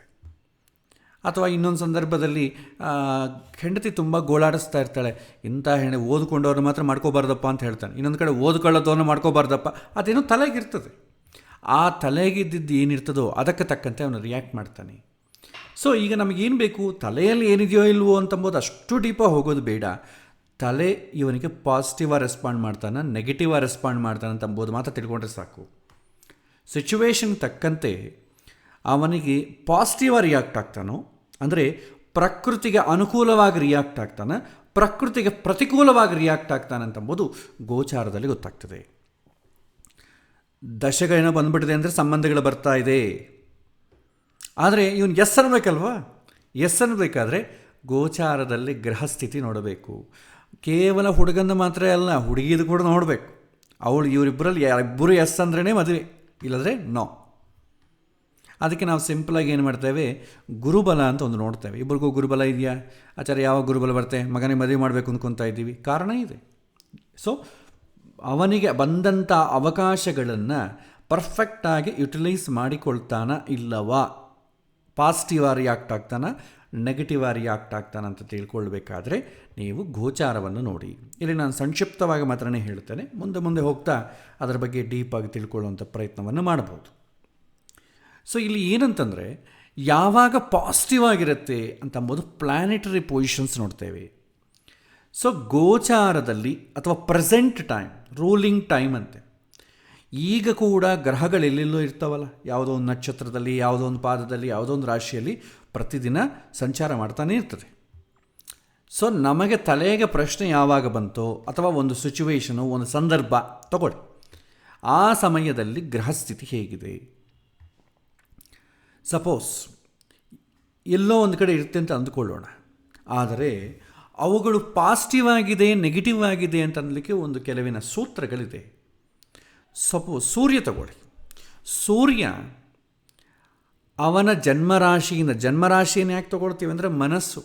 ಯಾಕೆಂದರೆ ಕಾಲದಲ್ಲಿ ಶರೀರ ಪ್ರಯಾಣ ಮಾಡಲ್ಲ, ಮನಸ್ಸು ಪ್ರಯಾಣ ಮಾಡುತ್ತೆ. ಒಂದು 10 ವರ್ಷ ಆದಮೇಲೆ ನಾನು ಹೇಗಿರ್ತೇನೆ, ಆ ಸಮಯದಲ್ಲಿ ನೀವು ಊಹಿಸಿಕೊಳ್ಬೋದು. ನಾಳೆ ಆಫೀಸಿಗೆ ಹೋದರೆ ಹೇಗಿರ್ತೇನೆ ನೀವು ಊಹಿಸಿಕೊಳ್ಬೋದು. ನಾನು ಒಂದು ಸಲ ರಿಹಾರ್ಸಲ್ ಮಾಡಿಕೊಂಡು ನಾನು ಹಾಗೇ ಮಾಡ್ತೇನೆ, ನಾವು ಮನಸ್ಸಲ್ಲಿ ಒಂದು ಸಲ ಪ್ಲ್ಯಾನ್ ಹಾಕ್ಕೊಳ್ತೇವೆ, ಅದೇ ಥರ ರಿಯಾಕ್ಟ್ ಆಗ್ತೇವೆ. ಹಾಗೆ ಮನಸ್ಸು ಸಂಚಾರ ಮಾಡ್ತದೆ, ಶರೀರ ಸಂಚಾರ ಮಾಡಲ್ಲ. ಸೊ ಈಗ ನಾವು ನೋಡ್ತಾ ಇರೋದು ಅವನ ಮನಸ್ಸಿನಲ್ಲಿ ಏನಿದೆ ಅಂತ ತಾನೇ ನೋಡ್ತಾ ಇದ್ದೇವೆ. ಅವನ ಮನಸ್ಸಿನಲ್ಲಿ ಏನಿದೆ ಅಂತ ನೋಡ್ತಾ ಇದ್ದೀವಿ. ಆದ ಕಾರಣ ನಾವು ಜನ್ಮ ಲಗ್ನದಿಂದ ಅಲ್ಲದೆ ಜನ್ಮ ರಾಶಿಯಿಂದ ನೋಡಬೇಕು. ಜನ್ಮ ರಾಶಿ ಅಂದರೆ ಹುಟ್ಟುವಾಗ ಚಂದ್ರ ಯಾವ ರಾಶಿಯಲ್ಲಿ, ಯಾವ ನಕ್ಷತ್ರದಲ್ಲಿ, ಯಾವ ಪಾದದಲ್ಲಿರ್ತಾನೋ ಅದು ಅವರವರ ಜನ್ಮರಾಶಿ, ಜನ್ಮ ನಕ್ಷತ್ರ, ಜನ್ಮಪಾದ ಆಗ್ತದೆ. ನಾವು ದೇವಸ್ಥಾನದಲ್ಲಿ ನನ್ನ ನಕ್ಷತ್ರ ಏನು, ನನ್ನ ರಾಶಿ ಏನು ಅಂತ ಏನು ಹೇಳ್ಕೊಳ್ತೇವೆ, ಅದು ಜನ್ಮರಾಶಿ, ಜನ್ಮ ನಕ್ಷತ್ರ. ಸೊ ಹುಟ್ಟಿದಾಗ ಚಂದ್ರ ಯಾವ ರಾಶಿಯಲ್ಲಿದ್ದಾನೋ ಅದನ್ನು ಜನ್ಮ ರಾಶಿ ಅಂತ ಕರಿತೇವೆ. ಲಗ್ನ ಯಾವುದಾಗುತ್ತೋ ಅದನ್ನು ಜನ್ಮ ಲಗ್ನ ಅಂತೀವಿ. ಇಲ್ಲಿ ನಾವು ಜನ್ಮ ರಾಶಿಯನ್ನೇ ತಗೊಳ್ಳೋಣ. ಸೊ ಜನ್ಮ ರಾಶಿಯಿಂದ ಕೌಂಟ್ ಮಾಡ್ತಾ ಸೂರ್ಯ ಏನಾದರೂ 3, 6, 10, 11 ಈ ಸ್ಥಾನದಲ್ಲಿ ಏನಾದರೂ ಇದ್ದರೆ ಆವಾಗ ಅವನಿಗೆ ಪಾಸಿಟಿವ್ ರಿಯಾಕ್ಟ್ ಮಾಡ್ತಾನೆ ಅಂತ ಅರ್ಥ. ಸೂರ್ಯ 3, 6, 10, 11 ಇದ್ರೆ ಪಾಸಿಟಿವ್ ಯಾವ ವಿಷಯದಲ್ಲಿ ರಿಯಾಕ್ಟ್ ಮಾಡ್ತಾನೆ ಅಂತಂಬೋದು ಆ ಸೂರ್ಯನ ಕಾರಕತ್ವಗಳು, ಸೂರ್ಯನ ಆಧಿಪತ್ಯ, ಸೂರ್ಯ ಇರೋ ಸ್ಥಾನದ ಮೇಲೆ ಡಿಪೆಂಡ್ ಆಗ್ತದೆ. ಸೂರ್ಯ ಯಾವ ರಾಶಿಯಲ್ಲಿರ್ತಾನೋ ಆ ರಾಶಿಗೆ ಸಂಬಂಧಪಟ್ಟ ವಿಷಯಗಳು, ಸೂರ್ಯ ಯಾವ ಕಾರಕನಾಗಿದ್ದಾನೋ ಆ ಕಾರಕಕ್ಕೆ ಸಂಬಂಧಪಟ್ಟ ವಿಷಯಗಳು, ಸೂರ್ಯ ಯಾವ ಮನೆಗೆ ಅಧಿಪತಿಯಾಗಿದ್ದಾನೋ ಆ ಅಧಿಪತ್ಯಕ್ಕೆ ಸಂಬಂಧಪಟ್ಟ ವಿಷಯಗಳ ವಿಚಾರದಲ್ಲಿ ಪಾಸಿಟಿವ್ ರಿಯಾಕ್ಟ್ ಮಾಡ್ತಾನೆ. ಅದೇ ರೀತಿ ಚಂದ್ರಗೆ ಸಂಬಂಧಪಟ್ಟ ವಿಚಾರಗಳು ಏನೇನು ಬರುತ್ತೋ ಅದು ಯಾವಾಗ ಚಂದ್ರ ಗೋಚಾರದಿಂದ, ಜನ್ಮರಾಶಿಯಿಂದ ಗೋಚಾರದಲ್ಲಿ ಈಗಿರುವಂಥ ಸಮಯದಲ್ಲಿ 1, 3, 6, 7, 10, 11 ಈ ಸ್ಥಾನದಲ್ಲಿ ಏನಾದರೂ ಇದ್ದರೆ ಚಂದ್ರ ಪಾಸಿಟಿವ್ ರಿಯಾಕ್ಟ್ ಮಾಡ್ತಾನೆ, ಬೇರೆ ಪ್ಲೇಸ್ನಲ್ಲಿ ನೆಗೆಟಿವ್ ರಿಯಾಕ್ಟ್ ಮಾಡ್ತಾನೆ.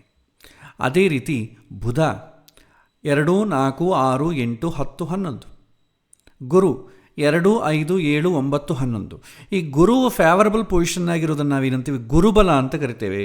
ಭಾಳ ಜನ ಗುರುಬಲ ಅಂತಂತಾರಲ್ಲ, ಗುರುಬಲ ಅಂದರೆ ಏನಿಲ್ಲ, ಜನ್ಮರಾಶಿಯಿಂದ ಗುರುಗ್ರಹ 2, 5, 7, 9, 11 ಗುರುವು ಸಂಬಂಧಪಟ್ಟ ಕಾರಕತ್ವಗಳಿಗೆ ಶುಭವಾಗ್ತದೆ. ಗುರು ಮುಖ್ಯವಾದಂಥ ಕಾರಕತ್ವ ಏನು? ಶುಭ ಕಾರ್ಯಗಳಿಗೆ ಕಾರಕ, ಸಂತೋಷಕ್ಕೆ ಕಾರಕ, ಕುಟುಂಬ ಸಂಕ್ಷೇಮಕ್ಕೆ ಕಾರಕ.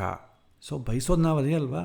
ಸಂತೋಷವಾಗಿರಬೇಕು, ಶುಭ ಕಾರ್ಯ ಆಗಬೇಕು ಅಂದರೆ ಮನೆಗೆ ಮಕ್ಕಳಾಗಬೇಕು, ಮದುವೆ ಆಗಬೇಕು, ಅಥವಾ ಪುಣ್ಯ ಆ್ಯಕ್ಟಿವೇಟ್ ಆಗಬೇಕು. ಪುಣ್ಯ ಇದ್ದರೆ ತಾನೇ ಏನೋ ಒಂದು ಅನುಕೂಲ ಆಗಲಿಕ್ಕೆ. ಅದಕ್ಕೆ ಗುರು ಫೇವರಬಲ್ ಪೊಸಿಷನ್ ಆಗಿರಬೇಕು. ಜನ್ಮರಾಶಿಯಿಂದ 2, 5, 7, 9, 11 ಇದ್ದರೆ ಗುರುಬಲ ಇದೆ ಅಂತ ಅರ್ಥ. ಅದೇ ರೀತಿ ಶುಕ್ರ 1, 2, 3, 4, 5, 8, 9, 11, 12 ಎಕ್ಸೆಪ್ಟ್ 6 and 10. 6ನೇ ಮನೆ 10ನೇ ಮನೆಗೆ ಬಿಟ್ಟು ಶುಕ್ರ ಎಲ್ಲ ಮನೆಗೆ ಫೇವರಬಲೇ. ಅದಕ್ಕೆ ನಮಗೆ ಇಷ್ಟ ಅರ್ಥಗಳು ಶುಕ್ರಗೆ ಸಂಬಂಧಪಟ್ಟ ಕಾರಕತ್ವಗಳೇನಿದೆ ಆಲ್ವೇಸ್ ನಾವು ಎಸ್ ಅಂತಲೇ ಅಂತೀವಿ, ನೋ ಅಂತಂಬ ಚಾನ್ಸೇ ಇಲ್ಲ. ಲೌಕಿಕ ವಿಚಾರದಲ್ಲಿ ಯಾರು ಬೇಡ ಅಂತಾರೆ? ಯಾರೂ ಬೇಡ ಅನ್ನಲ್ಲ. ಸೊ ನನಗೆ ಈ ಥರ ಬೇಕು ಅನಿಸ್ತಾ ಇದೆ, ನಂಗೆ ತಿನ್ನಬೇಕು ಅನಿಸ್ತಾ ಇದೆ, ಇಲ್ಲಪ್ಪ ಈ ಸಮಯದಲ್ಲಿ ನಂಗೆ ತಿನ್ನಬೇಕು, ಆ ಥರ ಏನಿರಲ್ಲ. ಈ ಲೌಕಿಕವಾದ ವಿಚಾರದಲ್ಲಿ ಭಾಳಷ್ಟು ಜನ ಎಸ್ ಅಂತಲೇ ಅಂತಾರೆ. ಅದಕ್ಕೆ ಶುಕ್ರನಿಗೆ ಜಾಸ್ತಿ ಒಳ್ಳೆ ಪೊಸಿಷನ್ಸ್ ಇದೆ. ಆಮೇಲೆ ನೆಕ್ಸ್ಟು ಕುಜ, ಶನಿ, ರಾಹು, ಕೇತು, ಇದು ಆಲ್ಮೋಸ್ಟ್ ಎಲ್ಲ ಪಾಪಗ್ರಹಗಳೇ. 3, 6, 11 ಸ್ಥಾನಗಳನ್ನು ತ್ರಿಷಾಡಯ ಸ್ಥಾನಗಳು ಅಂತ ಕರಿತೇವೆ. ಸೊ ಪಾಪಗ್ರಹಗಳೇನಿದೆ ಅದು 3, 6, 11 ಮನೆಗಳಲ್ಲಿ ತುಂಬ ಶ್ರೇಷ್ಠ. ಆದರೆ ಸೂರ್ಯ ಕೂಡ ಪಾಪಗ್ರಹ ಅಲ್ಲ, ಕ್ರೂರಗ್ರಹ. ಅದು ಕೂಡ ನೋಡಿ ಆಲ್ಮೋಸ್ಟ್ ಅಲ್ಲಿ ನಿಮಗೆ 10ನೇ ಮನೆ ಬಿಟ್ಟು 3, 6, 11 ಆಗ್ತದೆ. 10ನೇ ಮನೆಯಲ್ಲಿ ಸೂರ್ಯ ದಿಗ್ಬಲ, ಮಧ್ಯಾಹ್ನದ ಹೊತ್ತಲ್ಲಿ ಸೂರ್ಯ 10ನೇ ಮನೆಗಿರ್ತಾನೆ. So powerful ಅನ್ಮಾತು. ಹಾಗಾಗಿ ಇನ್ಕ್ಲೂಡಿಂಗ್ 10, ಅದು 10 ಬಿಟ್ಟರೆ ಸೂರ್ಯ ಕೂಡ ಪಾಪಗ್ರಹನೇ ತಗೊಳ್ತೇವೆ. ಅಂದರೆ ಸಿಂಪಲಾಗಿ ನೆನಪಿಟ್ಕೊಳ್ಳೋಕ್ಕೆ ನಾನು ಹೇಳ್ತೇನೆ, ಪಾಪಗ್ರಹಗಳು 3, 6, 11 ಮನೆಗಳಲ್ಲಿದ್ದರೆ ಒಳ್ಳೆಯದು, ಫೇವರಬಲ್ ಅಂತ ಅರ್ಥ. ಬೇರೆ ಮನೆಗಳಿದ್ದರೆ ಒಳ್ಳೆಯದಲ್ಲ. ಸೊ ಪ್ರಶ್ನೆ ಕೇಳುವಾಗ ಅಥವಾ ಗೋಚಾರದಲ್ಲಿ ಒಂದು ಪಾಪಗ್ರಹ ಇದೆ, ಅದು 3, 6, 11 ಮನೆಗಿತ್ತು ಅಂದ್ಕೊಳ್ಳಿ, ಅದು ಅನುಕೂಲವಾಗೇ ಇದೆ ಪ್ರಕೃತಿಯಲ್ಲಿ ಅಂತ ಅರ್ಥ. ಚೆನ್ನಾಗಿ ರಿಯಾಕ್ಟ್ ಮಾಡ್ತಾನೆ ಅಂತ ಅರ್ಥ. ಅಂದರೆ ಮನಸ್ಸು ಚೆನ್ನಾಗಿ ರಿಯಾಕ್ಟ್ ಮಾಡ್ತದೆ ಅಂತ ಅರ್ಥ. ಸೊ ಇದು ನೆನಪಿಟ್ಟುಕೊಳ್ಬೇಕು. ಸೂರ್ಯ ಪಾಪಗ್ರಹಗಳು ನೆನಪಿಟ್ಕೊಳ್ಳೋದು ತುಂಬ ಸುಲಭ. 3, 6, 11 ಗುರುಗ್ರಹ ನೀವು ಕಂಪಲ್ಸರಿ ನೆನಪಿಟ್ಕೋಬೇಕು. ಯಾರಾದರೂ ಮದುವೆ ಮನೆಗೆ ಎಲ್ಲೋ ಒಂದು ಕಡೆ ರೋಡ್ ಮೇಲೆ ಏನಪ್ಪ ನನ್ನ ಜಾತಕ ಚೆನ್ನಾಗಿದೆಯಲ್ಲ, ಏನು ನಡೀತಾ ಇದ್ದಂಗೆ ಅಂತ ಕೇಳ್ತಾನೆ. ಆವಾಗ ಜಾತಕ ಕೊಡ್ರಿ, ನಾ ಜಾತಕ ಅನಲೈಸ್ ಮಾಡಬೇಕು, ಅರ್ಧ ಗಂಟೆ ಆಗುತ್ತೆ ಅಂದರೆ ಸರ್ ಹೇಳಪ್ಪ ಇನ್ನೊಂದು ಸಲ ಬರ್ತೀನಿ ಅಂತ ಹೇಳ್ತಾರೆ.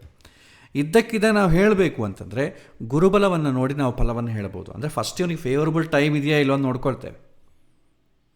ಈಗ ಇವನು ಮಾಡುವಂಥ ಕೆಲಸಗಳಿಗೆ ಫೇವರಬಲ್ ಇದೆಯಾ ಇಲ್ಲವಾ ಅಂತಂಬೋದಕ್ಕೆ ನಾವೇನು ಮಾಡ್ತೇವೆ, ಗುರುಬಲ ನೋಡ್ತೇವೆ. ಉದ್ಯೋಗ ಬರ್ತಾ ಇಲ್ಲ, ಗುರುಬಲ ಇಲ್ಲ. ಮದುವೆ ಆಗ್ತಾ ಇಲ್ಲ, ಗುರುಬಲ ಇಲ್ಲ. ಈ ರೀತಿ. ಸೊ ಫಸ್ಟು ಆಪರ್ಚುನಿಟಿ ಅಂತಂಬೋದು ಫೇವರಬಲ್ಲಾಗಿ ನೀವು ಆ್ಯಕ್ಸೆಪ್ಟ್ ಮಾಡಬೇಕು. ಅದಕ್ಕೆ ಗುರು ಚೆನ್ನಾಗಿರಬೇಕು. ಇದನ್ನು ನಾವು ನೋಡ್ತೇವೆ. ಸರಿ, ಇದನ್ನು ಸ್ವಲ್ಪ ಅಭ್ಯಾಸ ಮಾಡೋಣ. ಸೊ ನಮಗೆ ಇದನ್ನು ನಾವು ಎಲ್ಲಿ ಜಾಸ್ತಿ ನೋಡ್ತೀವಿ ಅಂತಂದರೆ, ನಿಮಗೆ ರಾಶಿ ಫಲಗಳು ಬರೀತಾರಲ್ಲ, ಪ್ರತಿ ವರ್ಷ, ಪ್ರತಿ ದಿನ, ಪ್ರತಿ ವಾರ, ಪ್ರತಿ ತಿಂಗಳು ರಾಶಿ ಫಲಗಳು ಇರ್ತವಲ್ಲ. ಸೊ ಆ ರಾಶಿ ಫಲಗಳನ್ನು ಪ್ರಿಪೇರ್ ಮಾಡಲಿಕ್ಕೆ ಈ ಟೇಬಲ್ ಯೂಸ್ ಮಾಡ್ತೇವೆ.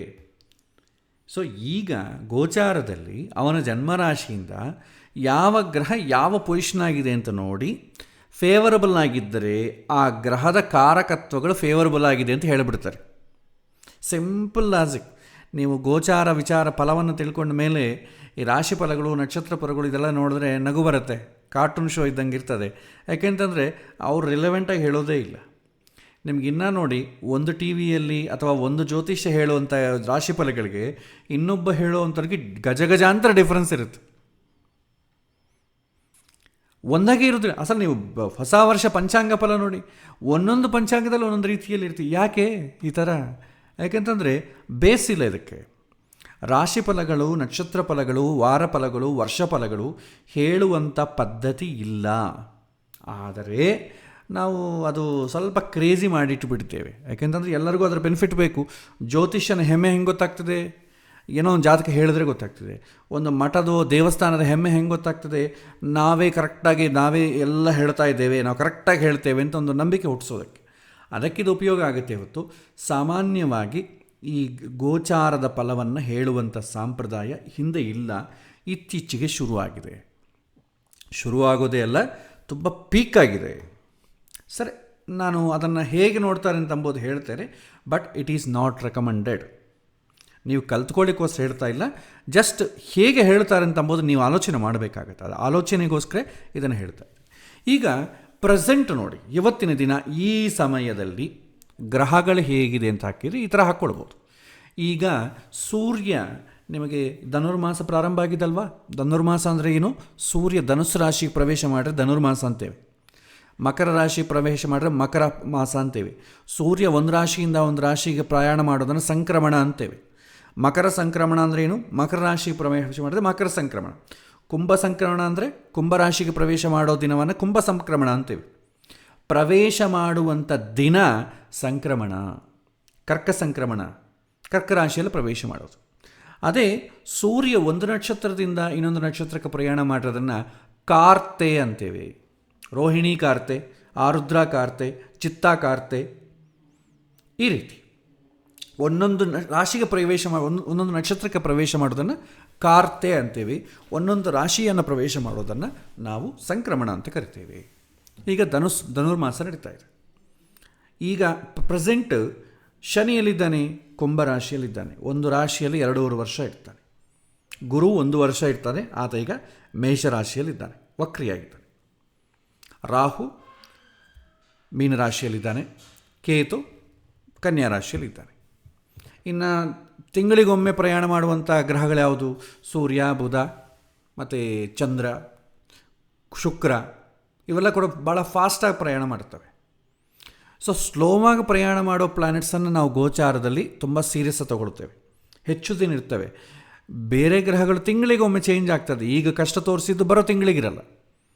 ಆದರೆ ಲಾಂಗ್ ಸ್ಟ್ಯಾಂಡಿಂಗಲ್ಲಿರುವಂಥ ಗ್ರಹ ಕಷ್ಟದಲ್ಲಿರೋ ಸ್ಥಾನದಲ್ಲಿ ಹೆಚ್ಚು ದಿನ ಇದ್ದುಬಿಟ್ರೆ ಅದರ ರಿಯಾಕ್ಷನ್ ತುಂಬ ಜಾಸ್ತಿ ಇರ್ತದೆ. ಅದಕ್ಕೆ ಗೋಚಾರದಲ್ಲಿ ಶನಿ, ಗುರು, ರಾಹು, ಕೇತು ಜಾಸ್ತಿ ತಗೊಳ್ತೇವೆ. ಬೇರೆ ಗ್ರಹಗಳು ಬದಲಾಗ್ತಾ ಇರುತ್ತೆ. ಚಂದ್ರ 2.5 ದಿನಕ್ಕೊಮ್ಮೆ ಒಂದೊಂದು ನಕ್ಷತ್ರ ಒಂದೊಂದು ರಾಶಿಯನ್ನು ಬದಲಾಗ್ತಾನೆ. ಹಾಗಾಗಿ ಚಂದ್ರ ಬೇಗ. ಅದಕ್ಕೆ ದಿನಫಲಗಳನ್ನು ತಿಳ್ಕೊಳ್ಬೇಕಾದ್ರೆ ಚಂದ್ರನಿಂದ ನೋಡ್ತೇವೆ. ವಾರ ಫಲವನ್ನು ತಿಳ್ಕೊಳ್ಬೇಕಾದ್ರೂ ಚಂದ್ರನಿಂದನೇ ನೋಡ್ತೇವೆ. ಮಾಸ ಫಲಗಳನ್ನ ಸೂರ್ಯ, ಬುಧ, ಕುಜ, ಶುಕ್ರ ಇವ್ರನ್ನ ನೋಡ್ತೇವೆ. ವರ್ಷ ಫಲವನ್ನು ತಿಳ್ಕೊಳ್ಬೇಕಾದ್ರೆ ಗುರುವನ್ನು ತಗೊಳ್ತೇವೆ. ಪ್ಲಸ್ ರಾಹುವನ್ನು, ಕೇತುವನ್ನು, ಶನಿಯನ್ನು ಕನ್ಸಿಡರ್ ಮಾಡ್ತೇವೆ. ಮತ್ತು ಇದು ಅಲ್ಲದೆ ನಮಗೇನು ಮಾಡ್ತೇವೆ? ಹೊಸ ವರ್ಷ ಬಂದಾಗೆಲ್ಲ ಫಲ ನೋಡ್ತೇವೆ. ಹೊಸ ವರ್ಷಕ್ಕೆ ಸ್ಪೆಸಿಫಿಕ್ ಏನೂ ಚೇಂಜ್ ಆಗಲ್ಲ ಗ್ರಹ ಸ್ಥಿತಿಯಲ್ಲಿ, ಆವಾಗೂ ನಾವು ಕನ್ಸಿಡರ್ ಮಾಡ್ತೇವೆ. ಇಲ್ಲ ಯಾವುದೋ ಒಂದು ಗ್ರಹ ಸಂಚಾರ ಆಗ್ತದೆ, ಈಗ ಟಿ ವಿ ಬಂದ್ಬಿಟ್ಟ ಮೇಲೆ ಹೈಪ್ ಜಾಸ್ತಿ ಆಗಿಬಿಡ್ತದೆ. ನಾಳಿನ ದಿನ ಶನಿ ಸಂಚಾರ ಆಗ್ತದೆ, ಈ ರಾಶಿಗಳಿಗೆ ಕೆಟ್ಟ ಫಲ, ಇನ್ನು ಗ್ರಹಣ ಬಂತು ಅಂತಂದರೆ ಹೇಳೋದು ಬೇಕೇ ಇಲ್ಲ. ಈ ರೀತಿ ಅವರವರ ಪ್ರತಾಪವನ್ನು ತೋರಿಸ್ಕೊಡ್ತಾ ಇರ್ತಾರೆ ಜಾಸ್ತಿ ಟಿ ವಿಯಲ್ಲಿ. ಆ ಥರ ನೋಡುವಂಥ ಸಬ್ಜೆಕ್ಟ್ ಅಲ್ಲವೇ ಇಲ್ಲ. ತುಂಬ ಹೈಪ್ ಮಾಡ್ತಾ ಇದ್ದೇವೆ, ತುಂಬ ನೆಗೆಟಿವ್ ಆಗಿ ಇದರಿಂದ ಇಂಪ್ಯಾಕ್ಟ್ ಇರ್ತದೆ. ಸರಿ, ನೋಡೋಣ. ಇದರ ಪಕ್ಕಕ್ಕಿಟ್ಟರೆ ಈಗ ಈ ಗ್ರಹಗಳು ಇವತ್ತಿನ ಗ್ರಹ ಸ್ಥಿತಿ ಹೀಗಿದೆ. ಸಪೋಸ್ ಫಾರ್ ಎಕ್ಸಾಂಪಲ್ ಜನ್ಮರಾಶಿಯಿಂದ ಸೂರ್ಯ 3, 6, 10, 11 ಫೇವರಬಲ್ ಅಲ್ವಾ? ಈಗ ಒಂದು ರಾಶಿ ಯಾವುದನ್ನು ತಗೊಳ್ಳೋಣ. ಯಾರ್ದಾದ್ರೂ ಒಂದು ರಾಶಿ ಮೇಷರಾಶಿ ಆಗಿದೆ ಅಂತ ಇಟ್ಕೊಳ್ಳೋಣ. ಸೊ ಮೇಷರಾಶಿಯವರಿಗೆ ಸೂರ್ಯ ಎಲ್ಲಿದ್ದಾನೆ? ಮೇಷರಾಶಿಯಿಂದ ಕೌಂಟ್ ಮಾಡಿದರೆ ಸೂರ್ಯ 9ನೇ ಮನೆ ಇರ್ತಾನೆ. ಸೂರ್ಯ 9ನೇದು ಇದೆಯಾ? 3, 6, 10, 11 ಮಾತ್ರ ಫೇವರಬಲ್. 9, 9 ಫೇವರಬಲ್ ಅಲ್ಲ. ಯಾವಾಗ ಫೇವರಬಲ್ ಆಗುತ್ತೆ? ಈ ಸೂರ್ಯ ಮಕರ ರಾಶಿಗೆ ಬರಬೇಕು. ಅಂದರೆ ಇನ್ನೂ ಒಂದು ತಿಂಗಳಾಗ್ತದೆ. ಅಂದರೆ ಆಲ್ಮೋಸ್ಟ್ ಆಲ್ January 17th ಆ ಥರ 14th ಆ ಥರ ಆಗ್ತದೆ. ಸಂಕ್ರಾಂತಿ ಹಬ್ಬ ಏನು ಬರುತ್ತೆ ಅವತ್ತು ಪ್ರವೇಶ ಆಗ್ತದೆ. ಆವಾಗ ಏನಾಗ್ತದೆ? ಈ ಮೇಷರಾಶಿಯವರಿಗೆ 10ನೇ ಮನೆ ಆಗ್ತದೆ. ಅಂದರೆ ಏನು? ಸೂರ್ಯ ಫೇವರಬಲ್ ಪೊಸಿಷನಿಗೆ ಬರ್ತಾನೆ. ಈಗ ಅನ್ಫೇವರಬಲ್ ಆಗಿದ್ದಾನೆ. ಇದರ ಫಲಗಳು ನೀವೇ ಹೇಳ್ಬಿಡ್ಬೋದು, ಯಾರೋ ಹೇಳೋದು ಬೇಕಾಗಿಲ್ಲ. ಸೂರ್ಯನ ಕಾರಕತ್ವಗಳೇನು? ತಂದೆ. ಸೊ ಈ ರಾಶಿಯವರಿಗೆ ತಂದೆಯಿಂದ ಅಷ್ಟು ಅವಕಾಶ, ಸಪೋರ್ಟ್ ಸಿಗೋದಿಲ್ಲ ಅಂತ ಹೇಳ್ಬಿಡ್ತಾನೆ ಅವನು. ಅವ್ರು ಏನು ಊಹಿಸ್ಕೊಂತಾರೆ ಅದು ಅಷ್ಟೇ. ಸೂರ್ಯ ಅಂದ್ರೇನು? ಗವರ್ನಮೆಂಟ್. ಸೊ ಗವರ್ನಮೆಂಟ್ ಉದ್ಯೋಗದಲ್ಲಿ ಇರುವಂಥವರಿಗೆ ಅಧಿಕಾರಸ್ಥರಿಂದ ತುಂಬ ಒತ್ತಡ ಆಗತ್ತೆ ಅಂತ ಫಲ ಬರೀತಾನೆ. ನೀವೇನು ಊಹಿಸ್ಕೋತಾರೆ ಅದು. ಇನ್ನು ಸೂರ್ಯನ ಕಾರಕತ್ವಗಳೇನು? ಔಷಧ. ಸೂರ್ಯನ ಕಾರಕತ್ವಗಳೇನು? ಬಂಗಾರ. ಸೊ ಬಂಗಾರ ಇರೋದ್ರಿಂದ ಈ ರಾಶಿಯವರಿಗೆ ಬಂಗಾರ ವಿಚಾರದಲ್ಲಿ ನೀವು ಕೊಂಡುಕೊಳ್ಳಬೇಡಿ, ತುಂಬ ಜಾಸ್ತಿ ಆಗ್ತದೆ, ನಿಮಗೆ ಅಷ್ಟು ಅನುಕೂಲವಲ್ಲ ಅಂತ ಹೇಳ್ತಾನೆ. ಸೂರ್ಯನ ಕಾರಕತ್ವಗಳು ಏನೇನಿದೆ ಎಲ್ಲವನ್ನೂ ಹೇಳಿಬಿಡ್ತಾನೆ. ಅದನ್ನು ಅವನಿಗೆ ಹೇಗೆ ಬೇಕೋ ಹಾಗೆ. ಇದು ಕೆಲವೊಂದು ಜನಕ್ಕೆ ಅನುಭವಕ್ಕೆ ಬರುತ್ತೆ, ಕೆಲವೊಂದು ಜನಕ್ಕೆ ಬರೋದಿಲ್ಲ. ಬಂದಂಗೆ ಇರುತ್ತೆ. ಪೂರ್ತಿ ಬರಲದ್ರೂ ಒಳ್ಳೆಯದು, ಯಾಕೆಂದರೆ ರಾಶಿ ಫಲಗಳು ನೋಡೋದು ನಾವು ಬಿಟ್ಬಿಡ್ತೇವೆ. ಆದರೆ ಬಂದಂಗೆ ಇರುತ್ತೆ. ಯಾಕೆ ಅಂತಂದರೆ ಅವ್ರು ಹೇಳೋದು ಹೇಗಿರುತ್ತೆ ಅಂದರೆ ನಮಗೆ ಬೇಕಾದ್ದೇ ಹೇಳ್ತಾರೆ. ಹಾಗಾಗಿ ನಮಗೆ ಕರೆಕ್ಟಾಗಿ ಹಿಡ್ಕೊಳ್ತೇವೆ. ಅವನು ಹೇಳೋದು ಕೂಡ ಹೇಗಿರುತ್ತೆ, ನೀವು ಬಿಡೋಂಗೂ ಇಲ್ಲ ಹಿಡ್ಕೊಳ್ಳೋಂಗೂ ಇಲ್ಲ, ಆ ರೀತಿ ಹೇಳ್ತಾನೆ ಅವನು. ಸೊ ಒಂಥರ ಕನ್ಫ್ಯೂಷನಲ್ ಸ್ಟೇಟಲ್ಲಿ ಇಟ್ಬಿಡ್ತಾನೆ. ಕನ್ಫ್ಯೂಷನಲ್ ಸ್ಟೇಟಲ್ಲಿ ಇಟ್ಟಾಗ ಏನಾಗ್ತದೆ ಅಂದರೆ, ನೀವು ಇನ್ನಿಷ್ಟು ತಿಳ್ಕೊಳ್ಬೇಕು, ಬೇರೆ ಯಾರನ್ನ ಕೇಳಬೇಕು, ಅಥವಾ ಆ ಟಿ ವಿಲಿ ಹೇಳೋವಂಥವನ್ನ ಅವನ ಹತ್ರ ಅಪಾಯಿಂಟ್ಮೆಂಟ್ ತೊಗೋಬೇಕು ಅಂತ ಅನಿಸ್ಬಿಡುತ್ತೆ. ಎಮೋಷ್ನಲಿ ಅಟ್ರ್ಯಾಕ್ಟ್ ಮಾಡ್ಕೊಳ್ತಾರೆ. ಅಷ್ಟೇ ಅಲ್ವಾ, ಎಲ್ಲರೂ ಮಾಡೋ ಕೆಲಸ ಅಷ್ಟೇ. ಸೊ ಸ್ವಲ್ಪ ಹೇಳ್ಬಿಡ್ತಾರೆ, ನಿಮಗೆ ಬೇಕಾದ್ರೆ ಬನ್ನಿ, ಹತ್ತಿರ ಬನ್ನಿ ಹೇಳ್ಕೊಡ್ತೇವೆ ಅಂತ ಹೇಳ್ತಾರೆ. First free. ಟಿ ವಿಲಿ ಏನು ಮಾಡ್ತಾರೆ, ಒಂದು 4-5 ಜಾತಕ ಫ್ರೀ ಹೇಳ್ತಾರೆ, ಆಮೇಲೆ ಅವನಿಗೆ ಸ್ಟಾರ್ಟ್ ಆಗ್ತದೆ. ಸೊ ಈ ರೀತಿ ದಂಧೆ ನಡೀತಾ ಇಲ್ವ ನಮಗೆ ಟಿ ವಿಯಲ್ಲಿ? ಓಕೆ, ಸೊ ಈಗ ಚಂದ್ರ ಬರೋಣ. ಈಗ ಮೇಷರಾಶಿಯವರಿಗೆ ಸೂರ್ಯ 9ನೇ ಮನೆಯಲ್ಲಿದ್ದಾನೆ, ಚಂದ್ರ 2ನೇ ಮನೆಯಲ್ಲಿದ್ದಾನೆ. 2ನೇ ಮನೆಯಲ್ಲಿದ್ದರೆ ಫೇವರಬಲ್, ಯಾಕಂದರೆ 2ನೇ ಮನೆ ಏನಾಗುತ್ತೆ ಚಂದ್ರ, ಚಂದ್ರ ಏನಾಗುತ್ತೆ ಜನ್ಮರಾಶಿ ಅಲ್ವಾ, ಮಿಸ್ ಆಗಿದೆ. 2ನೇ ಮನೆಗಿದ್ದಾನೆ. ಸೊ 2ನೇ ಮನೆಗಿಲ್ಲ, ಸೊ ಇಟ್ ಈಸ್ ಅನ್ಫೇವರಬಲ್. ಆಮೇಲೆ ಬುಧ ಮೇಷರಾಶಿಯವರಿಗೆ 9ನೇ ಮನೆಯಲ್ಲಿದ್ದಾನೆ.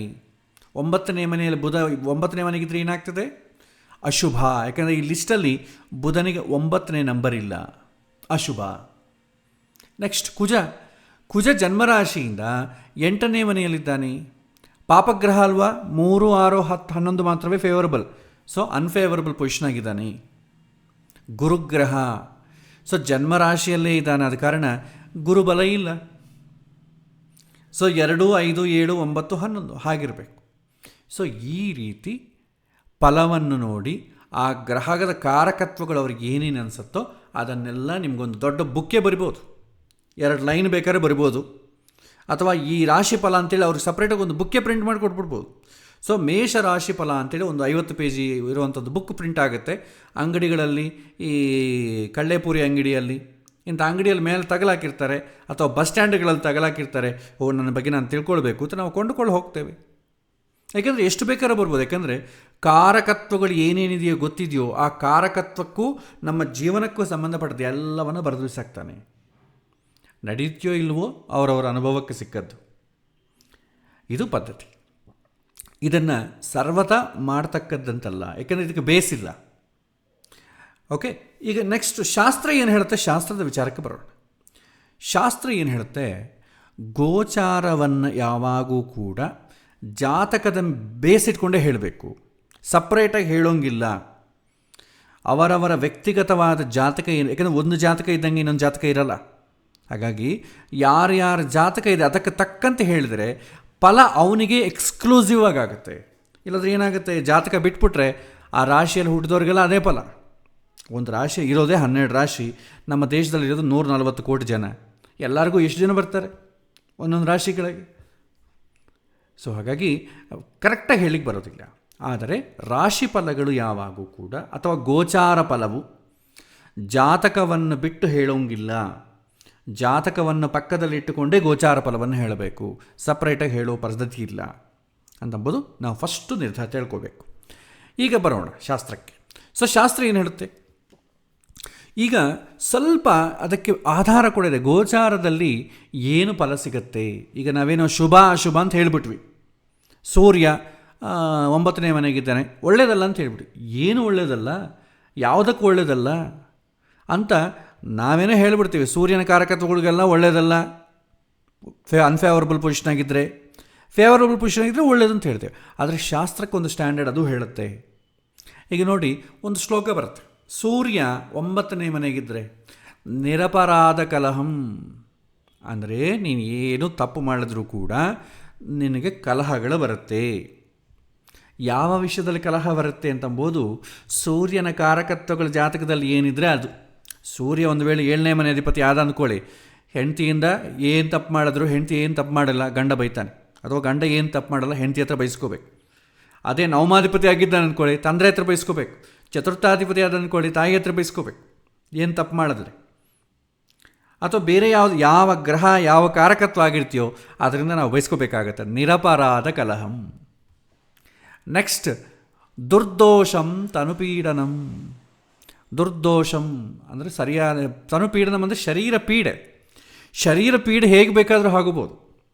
ಸೊ ಊಟದಿಂದ ಪೀಡೆ ಆಗ್ಬೋದು, ಉದ್ಯೋಗದಲ್ಲಿ ಕೂಡ ಪೀಡೆ ಇರ್ತದೆ. ಯಾಕೆ ಅಂತಂದರೆ ಉದ್ಯೋಗದಲ್ಲಿ ಹೆಚ್ಚೊತ್ತು ಕೂತ್ಕೊಂಡು ಅಂದ್ಕೊಳ್ಳಿ ಆ ಶರೀರ ಹಾಳಾಗೋಗ್ಬಿಡುತ್ತದೆ. ಸೊ ನಿಮಗೆ ಫಿಸಿಕಲ್ ಎಕ್ಸಸೈಸ್ ಇಲ್ಲ, ಏನೋ ಒಂದು ದೇಹ ಪೀಡೆ ಅದು ಯಾವ ಪದ್ಧತಿಯಿಂದಾದರೂ ಆಗ್ಬೋದು. ಅದು ಊಟ ಇಲ್ಲದೆ ಆಗ್ಬೋದು, ಟ್ರಾಫಿಕ್ಕಿಂದ ಆಗ್ಬೋದು, ಆಮೇಲೆ ಬೇರೆ ಯಾರತ್ತಿಂದ ಪ್ರೆಷರಿಂದ ಆಗ್ಬೋದು, ಮನಸ್ಸಿಂದ ಆಗ್ಬೋದು, ಮನೆಗೆ ಗಂಡ ಹೆಂಡತಿಯಿಂದ ಆಗ್ಬೋದು, ಮಕ್ಕಳಿಂದ ಪೀಡೆ ಆಗ್ಬೋದು, ಟ್ರಾಫಿಕ್ಕಿಂದ ಆಗ್ಬೋದು, ಸರ್ಕಾರದಿಂದ ಆಗ್ಬೋದು. ಅದು ಪೀಡೆ ಅಂತ ಹೇಳ್ತಾರೆ. ಅದು ನೀವು ಯಾವುದಾಗತ್ತೆ ಅಂತಂಬೋದು ಆ ಗ್ರಹದ ಕಾರಕತ್ವದ ಮೇಲೆ ನೀವು ನಿರ್ಧಾರ ಮಾಡಬೇಕು.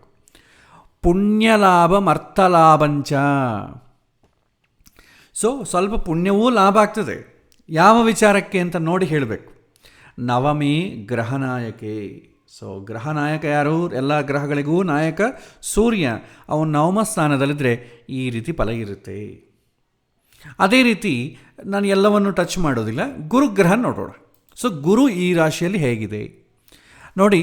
ರಾಜಕೋಪಂ ಯಶೋಹಾನಿ ಬಂಧು ಮಿತ್ರ ವಿರೋಧಕೃತ. ರಾಜಕೋಪಂ, ರಾಜನಿಂದ ಕೋಪ ಆಗತ್ತೆ ಅಂತಂದರೆ ಮನೆಗೆ ರಾಜ ಯಾರು? ತಂದೆ. ಆಫೀಸಿಗೆ ರಾಜ ಯಾರು? ಬಾಸು. ಹೊರಗೆ ಎಲ್ಲನ ಬೇರೆ ಕಡೆ ಹೊರಗೆ ಹೋಗಿದ್ದೀವಿ ಅಂದ್ಕೊಳ್ಳಿ, ಅಲ್ಲಿರುವಂಥ ವ್ಯವಸ್ಥೆಗೆ ಒಬ್ಬೊಬ್ಬ ರಾಜ ಇರ್ತಾನೆ. ಅವನ ಕೋಪಕ್ಕೆ ಒಳಗಾಗಬೇಕಾಗತ್ತೆ. ಅಂದರೆ ಏನು? ಸೊ ದೊಡ್ಡವರ ವಿಚಾರದಲ್ಲಿ ಸ್ವಲ್ಪ ಎಚ್ಚರ ಇರಬೇಕು ಅಂತ ಅರ್ಥ. ಸೊ ಬಂಧು ಮಿತ್ರ ವಿರೋಧಕೃತ, ಬಂಧು ವರ್ಗದಿಂದ ವಿರೋಧ ಜಾಸ್ತಿ ಆಗ್ತದೆ. ಹಾಗಾಗಿ ಅವರು ಕೂಡ ತುಂಬ ನೆಟ್ಟಗೆ ಪ್ರಾಮಾಣಿಕವಾಗಿ, ಸಾಧ್ಯವಾದರೆ ಅವ್ರ ಸುದ್ದಿಗೆ ಹೋಗಬೇಡ ಅಂತ ಅರ್ಥ. ಚಿತ್ತಭ್ರಾಂತಿ ಭಾಗ್ಯಹಾನಿ. ಚಿತ್ತಭ್ರಾಂತಿ ಅಂದರೆ ನಾವು ಯಾವ ವಿಷಯವನ್ನು ತಿಳ್ಕೊತೀವೋ ಅದು ಅನ್ರಿಯಲ್ ಆಗಿರುತ್ತೆ, ಭ್ರಾಂತಿ ಅಷ್ಟೇ, ಇದ್ದಂಗೆ ಕಾಣುತ್ತೆ, ಬಟ್ ಅದಲ್ಲ. ಆ ಸಮಯದಲ್ಲಿ ನಮಗೇನು ಅನಿಸುತ್ತೋ, ನಾವು ಇವನ್ನ ಪ್ರಾಮಾಣಿಕ ಅಂತ ಅಂದ್ಕೊಂಡಿರ್ತೀವಿ, ಅದು ಪ್ರಾಮಾಣಿಕ ಅಲ್ಲ. ಈ ಶೇರ್ ಹಾಕಿದರೆ ತುಂಬ ಜಾಸ್ತಿ ಬರುತ್ತೆ ಅಂತ ಅಂದ್ಕೊಟ್ವಿ, ಆ ಶೇರ್ ಅಲ್ಲ. ಸೊ ಯಾವುದು ಅನ್ರಿಯಲ್ ಆಗಿರುತ್ತೋ ಅದು ರಿಯಲ್ ಆಗಿ ಪ್ರೂವ್ ಮಾಡಿಕೊಳ್ಳೋದೇ ಭ್ರಾಂತಿ. ಆ ಥರ ಆಗ್ತದೆ. ಭಾಗ್ಯಹಾನಿ. ಸೊ ಭಾಗ್ಯ ಅಂದರೆ ಸುಖ, ಸಂತೋಷ, ಆರೋಗ್ಯ, ಇದು ಹಾನಿ ಆಗ್ತದೆ. ಸೊ ಆಮೇಲೆ ಭಾಗ್ಯಹಾನಿ ಭಯಂ ಜನ್ಮಗತೌ ಗುರು ಜನ್ಮರಾಶಿಯಲ್ಲಿ ಸಂಚಾರ ಆದಾಗ ಭಯ, ಪ್ರತಿಯೊಂದಕ್ಕೂ ಭಯ ಆಗ್ತದೆ. ಯಾವುದಕ್ಕೆ ಭಯ ಅಂತಂದರೆ ಆ ಗುರು ಯಾವ ವಿಚಾರಗಳಿಗೆ ಕಾರಕತ್ವ ಆಗಿದ್ದಾನೋ, ಗುರು ಮಕ್ಕಳಿಗೆ ಕಾರಕತ್ವ, ಮಕ್ಕಳ ಫ್ಯೂಚರ್ ಬಗ್ಗೆ ಭಯ. ಅದೇ ಗುರು ಶುಭ ಕಾರ್ಯಗಳಿಗೆ ಕಾರಕ, ಅಯ್ಯೋ ಶುಭ ಕಾರ್ಯಗಳ ಹತ್ತಿರ ಆಗ್ತಾಯಿದೆ, ಹೇಗೆ ಆಗ್ತದೋ ಇಲ್ಲೋ, ಸರಿಯಾಗಿ ಮಾಡ್ತೀನೋ ಇಲ್ಲೋ, ಅದೊಂದು ಭಯ. ದೇವಸ್ಥಾನಕ್ಕೆ ಹೋಗಿಲ್ಲ, ದೇವರೇನಾದರೂ ಸೇಡು ತೀರಿಸ್ಕೊಳ್ತಾನೋ ಎಂಬ ಭಯ. ಪ್ರತಿಯೊಂದಕ್ಕೂ ಭಯಪಡಬೇಕಾಗ್ತದೆ. ಪ್ರತಿಯೊಂದಕ್ಕಂದರೆ ಗುರು ಕಾರಕತ್ವಗಳು ಯಾವುದ್ಯಾವುದಕ್ಕಿದೆ ಅವುಗಳಿಗೆ ಮಾತ್ರವೇ ಅಪ್ಲೈ ಆಗ್ತದೆ, ಎಲ್ಲದಕ್ಕೂ ಅಪ್ಲೈ ಆಗಲ್ಲ. ಅದನ್ನು ತೊಗೊಂಡೋಗಿ ಬೇರೆದನ್ನು ಸೇರಿಸ್ಲಿಕ್ಕೆ ಬರಲ್ಲ. ಸೊ ಹೀಗೆ ಫಲವನ್ನು ನೋಡ್ತೇವೆ. ಆದರೆ ಇಲ್ಲಿ ನಾವು ಮಾಡಬೇಕಾದೇನಂತಂದರೆ ಎಲ್ಲದಕ್ಕೂ ಹೀಗೆ ಕಲಬೆರಕೆ ಇದ್ದಾಗ ನೋಡಬಾರ್ದು. ಸೂರ್ಯನ ನೋಡಿಬಿಟ್ಟು ಎಲ್ಲ ಫಲಗಳನ್ನ ಓದ್ಕೊತಾ ಇದ್ದರೆ ವಾರ ಫಲಗಳು, ರಾಶಿ ಫಲಗಳು ಬರ್ಕೋಬೇಕಾಗ್ತದೆ. ಆದರೆ ನಾನು ಪ್ರಾರಂಭದಲ್ಲಿ ಏನು ಹೇಳಿದೆ, ಪ್ರಶ್ನೆಗೆ ತಕ್ಕಂತೆ ನೋಡಿಕೊಳ್ಳಿ. ಎಲ್ಲವನ್ನು ನೋಡಿದ್ರೆ ಕಷ್ಟ ಆಗ್ತದೆ. ನಿಮಗೆ ಮನೆಯಲ್ಲಿದ್ದಾಗ ಸ್ವಲ್ಪ ಹೊಟ್ಟೆ ನೋವು ಆಯ್ತು ಅಂದ್ಕೊಳ್ಳಿ, ಹೊಟ್ಟೆ ನೋವು ಸಂಬಂಧಪಟ್ಟ ಡಾಕ್ಟರ್ ಹೋದರೆ ಸಾಕು.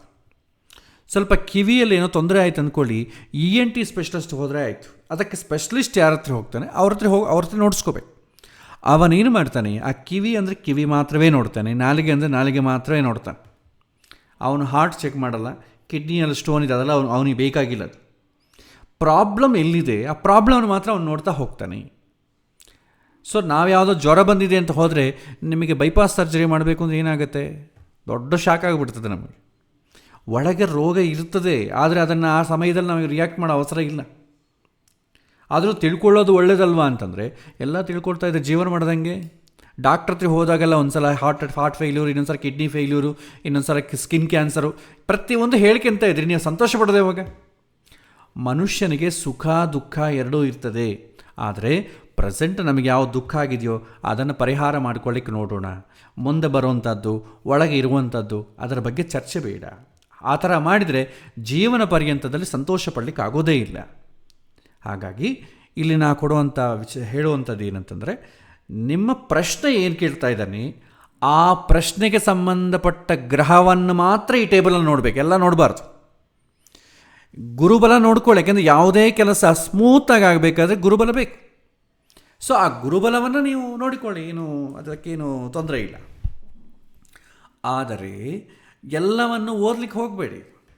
ಅದಕ್ಕೆ ನಾನು ವಾರ ಫಲಗಳನ್ನು, ರಾಶಿ ಫಲಗಳನ್ನು ಯಾಕೆ ಓದಬೇಡ ಅಂತ ಹೇಳ್ತೀನಿ ಅಂದರೆ, ನಮಗೆ ಇರ್ರಿಲೆವೆಂಟ್ ವಿಷಯಗಳೆಲ್ಲ ಇರ್ತದೆ ಅದರಾಗೆ. Irrelevant, insignificant.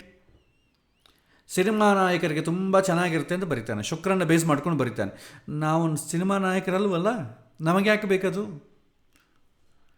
ಸೊ ಸಾರ್ವಜನಿಕವಾಗಿ ಹೇಳಬೇಕಾದ್ರೆ ಕಾಮನ್ ಪಾಯಿಂಟ್ಸ್ ಟಚ್ ಮಾಡಬೇಕಾಗತ್ತೆ. ಯಾರೋ ಒಬ್ಬರನ್ನ ಮಟ್ಟಿಟ್ಕೊಂಡು ಹೇಳಲಿಕ್ಕೆ ಹೆಂಗೆ ಸಾಧ್ಯ ಆಗ್ತದೆ? ಸೊ ಇದು ನಾವು ಗಮನಿಸಬೇಕು. ನಂತರ ಮೊದಲೇನಾಯಿತು, ಪ್ರಶ್ನೆಗೆ ಸಂಬಂಧಪಟ್ಟ ವಿಚಾರದಲ್ಲಿ ಜಾತಕದಲ್ಲಿ ಬಲ ಹೇಗಿದೆ, ನಂತರ ಆ ದಶೆ ಏನಾದರೂ ನಡೀತಾ ಇದೆಯಾ ಇಲ್ವಾ, ಆ ನಂತರ ಆ ನಡೀತಾ ಇರುವಂಥ ಗ್ರಹದಶೆ ಗೋಚಾರದಲ್ಲಿ ಹೇಗಿದೆ ಅಂತ ನೋಡ್ತೀವಿ. ಇಲ್ಲದಿದ್ದರೆ ನೋಡೋ ಅವಶ್ಯಕತೆಯೇ ಇಲ್ಲ. ವಿವಾಹಕ್ಕೆ ನೋಡಬೇಕು, ಜಾತಕದಲ್ಲಿ ಸಪ್ತಮ ಸ್ಥಾನ ಹೇಗಿದೆ ಅಂತ ನೋಡ್ತೇವೆ. ಫಸ್ಟು ಅವಕಾಶಗಳು ಬರಬೇಕಲ್ಲ. ಸೊ ದಶೆ ಬರಬೇಕು. ದಶೆ ಬಂದ ಮೇಲೆ ಹೇಗೆ ರಿಯಾಕ್ಟ್ ಆಗ್ತಾನೆ ಅಂತ. ದಶೆಯೇ ಬಂದಿಲ್ಲ, ರಿಯಾಕ್ಟ್ ಹೆಂಗಾಗಬೇಕು? ದಶೆ ಬರಬೇಕು. ಅದಕ್ಕೆ ಜಾತಕ ಇಲ್ಲಾರ್ದ ನೀವು ಗೋಚಾರ ನೋಡಬೇಡಿ. ಯಾಕೆಂತಂದ್ರೆ ದಶೆಯೇ ಬಂದಿರೋದಿಲ್ಲ, ನೀವು ರಿಯಾಕ್ಟ್ ಆಗಿ ಏನು ಲಾಭ? ಒಳ್ಳೆ ಡೈಲಾಗ್ ಹೇಳಬೇಕು. ಯಾವಾಗ? ಸ್ಟೇಜ್ ಮೇಲೆ ಹೇಳಬೇಕು. ನೀವು ಮನೆಗೆ ಬಾತ್ರೂಮಲ್ಲೇ ಒಳ್ಳೆ ಡೈಲಾಗು ಹಾಡು ಹೇಳ್ಕೊತಾ ಇದ್ರಿ, ಏನು ಉಪಯೋಗ? ಅವಕಾಶ ಬರಬೇಕು. ಅವಕಾಶ ಬರದೆ ನೀವು ರಿಯಾಕ್ಟ್ ಎಷ್ಟು ಆದ್ರೂ ಪ್ರಯೋಜನ ಇಲ್ಲ. ಸೊ ಹಾಗಾಗಿ ದಶೆಯನ್ನು ನೋಡಬೇಕು.